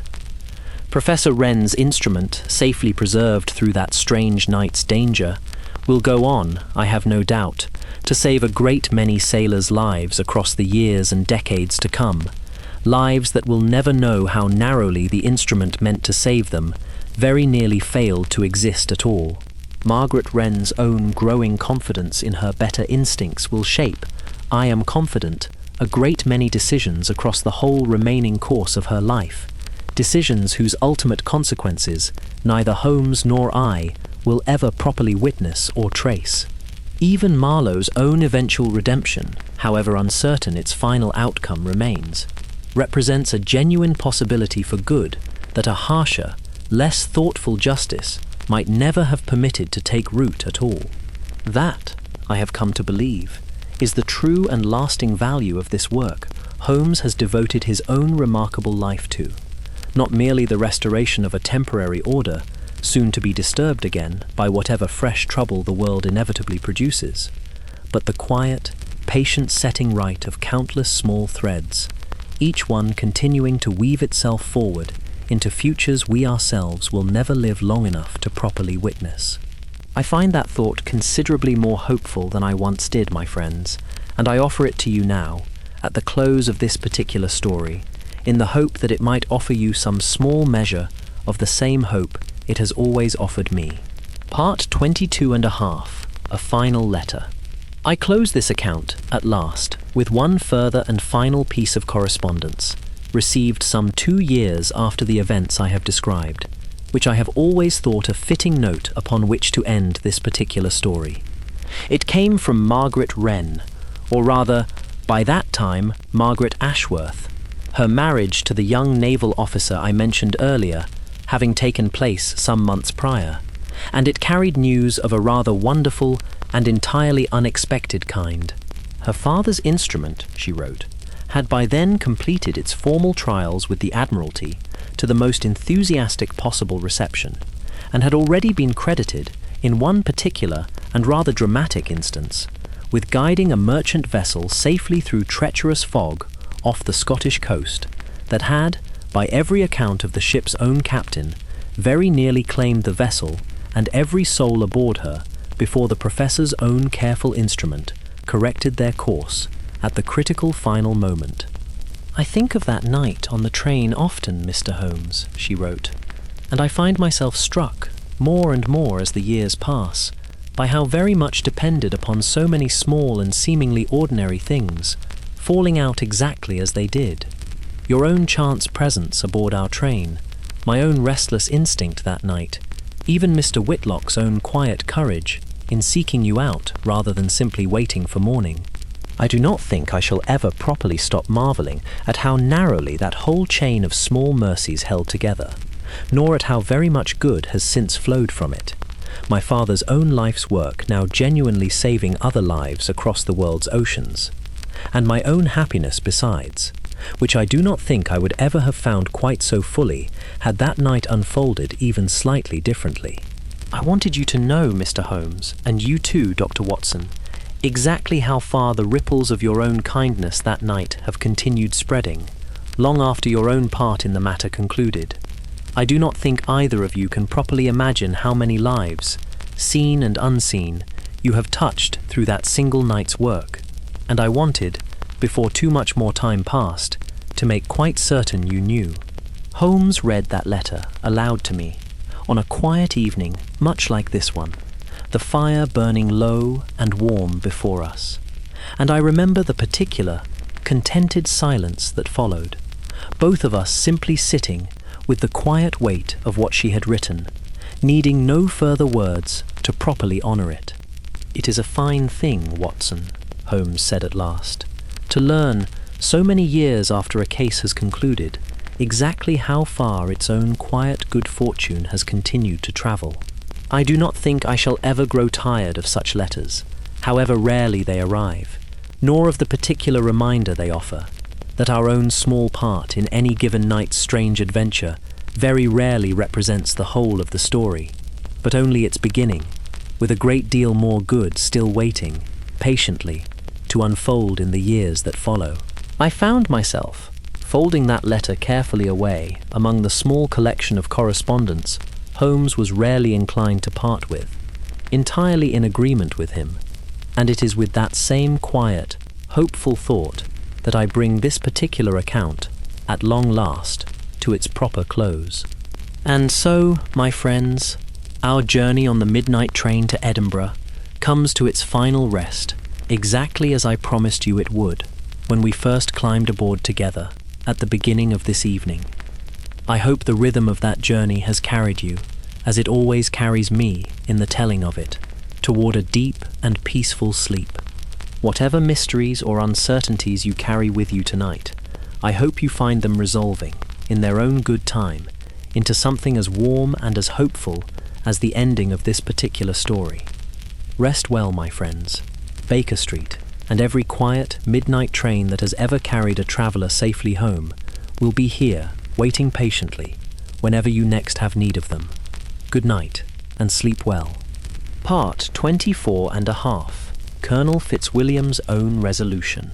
I have not yet closed the small thread of Colonel Fitzwilliam's own private troubles, which I first mentioned some while ago in this account, and I think it fitting, before I bring this whole story to its proper close, to tell you what became of him, for I have always thought it a small and gentle grace note to the larger drama of that strange night. We learned, some months later, through a brief and entirely unexpected letter the Colonel himself sent to Baker Street, that our own encounter with him that night had prompted rather more reflection on his part than either Holmes or I had any particular reason to expect. He wrote to say that our own gentle but firm insistence upon honesty that night had shamed him, in his own words, into finally sending the letter to his son. He had spent that whole anxious night composing and recomposing, rather than continuing to delay it, out of pride and embarrassment, as he had been doing for some weeks prior. I found myself thinking, gentlemen, of how readily you pressed me for the truth that night, understanding as you did that some matters, however private and however embarrassing, may need to yield their privacy when larger circumstances require it, he wrote. It struck me, in the days that followed, that I had been treating my own son with a good deal less honesty than strict necessity required, out of nothing more than my own foolish pride. I sent him the full truth of my troubles within the week, gentlemen, and I am glad to report that his own response proved a great deal more generous and a great deal less judgmental than my own anxious imagination had led me to fear. We have settled the debt together, as father and son properly ought, and I find myself considerably lighter in spirit for having finally spoken the truth plainly, rather than continuing to carry its private weight alone. Holmes read this letter aloud to me with evident and genuine pleasure, and I remember him remarking, once he had finished, upon the curious way a single night's investigation could ripple outward into so many unexpected corners of other people's lives, touching not merely the central mystery itself, but the private struggles of people only tangentially connected to it. It is a fine thing, Watson, to learn that our own small insistence upon honesty that night served some further and entirely unintended good, quite beyond the matter of Professor Wren's own safe recovery, he said. I do not think I fully appreciated, in the moment itself, how much weight my simple question to the Colonel might eventually help him set down. It is, I think, one of the quieter satisfactions of this work, discovering, sometimes years after the fact, how far the ripples of a single night's honest inquiry have continued spreading, long after the central mystery itself has been properly resolved. Part 31. The last word I have set down. My friends, a great deal more of this particular story than I generally include in these accounts, and I hope you will forgive the length of it, for I found, in the writing, that this particular case held rather more gentle and human detail than I could easily bring myself to leave out.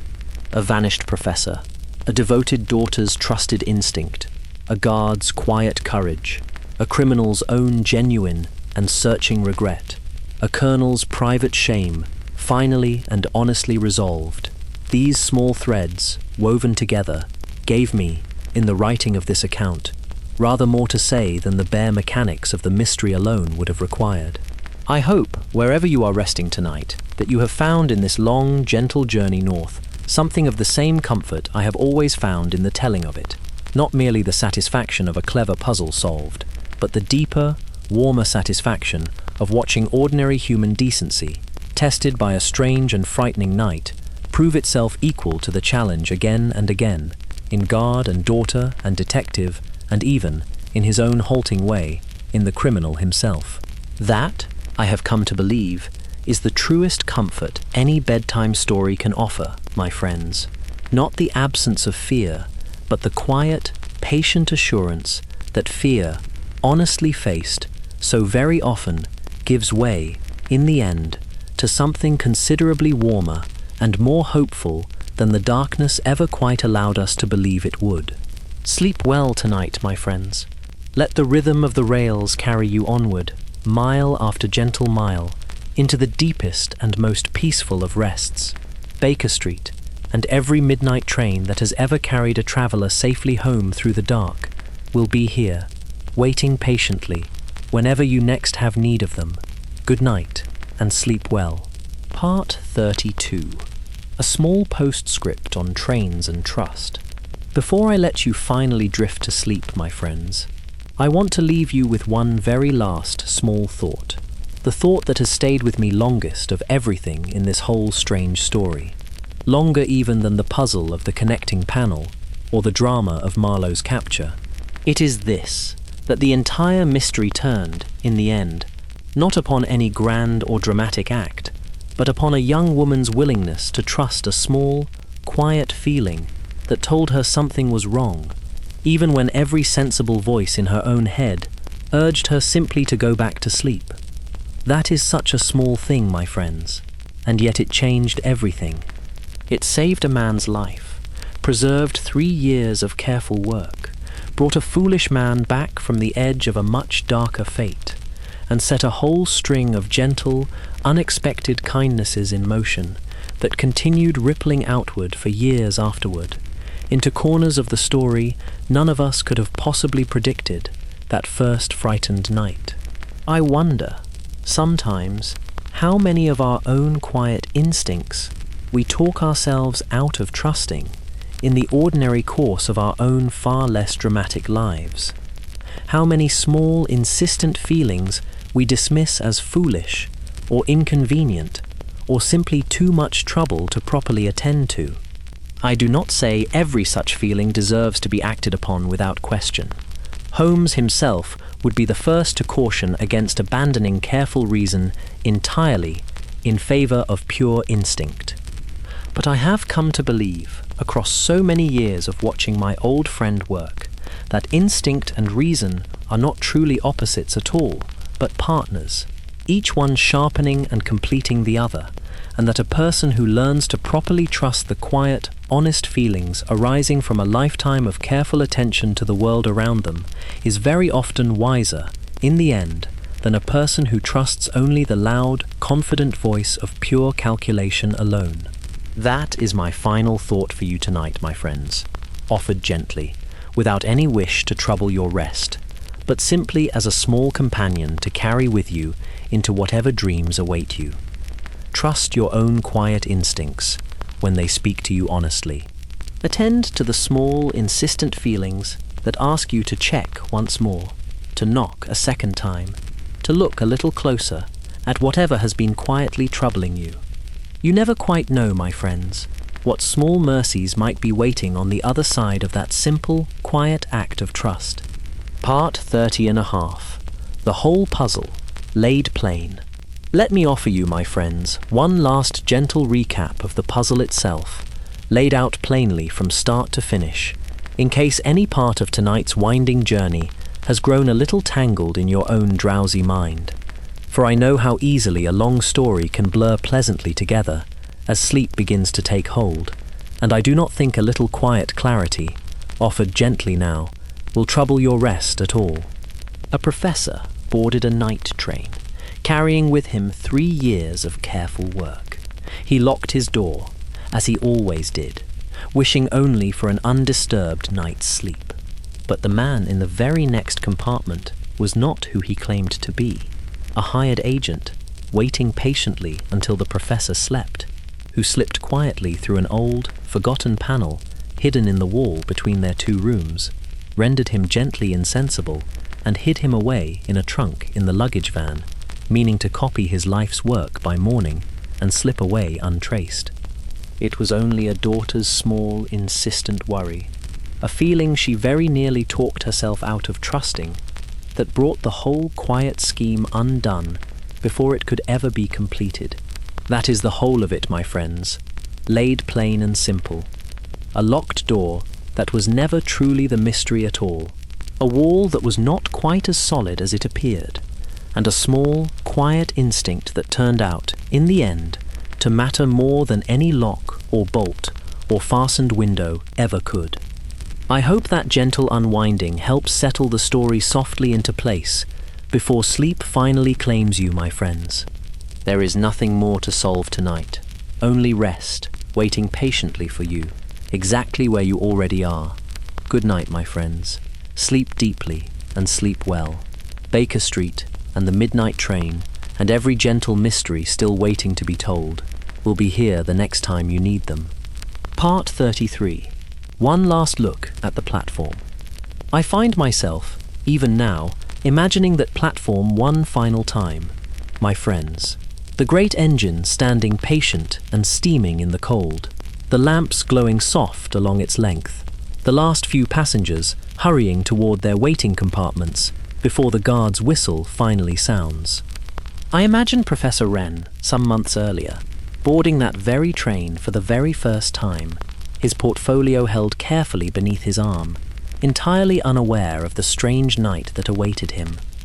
I imagine his daughter beside him, glancing about with nothing more than the ordinary, mild curiosity of any traveller settling in for a long journey, equally unaware of the small, quiet instinct that would, before the night was through, prove so very much more important than either of them could have possibly guessed.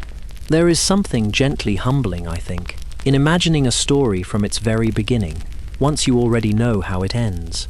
Watching 2 people walk unknowingly toward a night of genuine danger, and knowing, as they cannot yet know themselves, that they will come through it safely, carried by nothing more remarkable than careful attention, honest instinct, and the quiet courage of ordinary people doing their ordinary duties a little more thoroughly than the moment strictly required of them. I think that is, in the end, the truest comfort any of these stories can offer, my friends. Not the promise that danger will never find us, for it very often does, in ways large and small, throughout even the most carefully lived life, but the gentler promise that danger, honestly faced and carefully attended to, so very often resolves into safety, and safety into gratitude, and gratitude, given time, into some quiet and unexpected flowering of good that none of us could have properly predicted at the moment of our own greatest fear. I have thought, too, of Whitlock finishing out his own long career on that line, of Tomkins continuing his quiet rounds through carriage after carriage, of Colonel Fitzwilliam writing that honest letter to his son, of Marlowe walking out from his own 18 months' imprisonment toward whatever steadier life awaited him, each one carrying forward, in their own way, some small piece of what that strange night taught them. I find I cannot think of any of them now without a certain quiet warmth, the particular warmth reserved for people who, tested unexpectedly in the middle of an ordinary night, rose to meet that test with rather more grace than the world had any strict right to demand of them. Carry that gentle promise with you now, my friends, into whatever rest awaits you tonight. The train has reached its destination. The mystery has been laid fully to rest. There is nothing left now but the soft, steady dark and the quiet, patient waiting of a good night's sleep. Good night, my friends, and sleep well. Baker Street and the midnight train and every gentle mystery still waiting to be told will be here the next time you need them.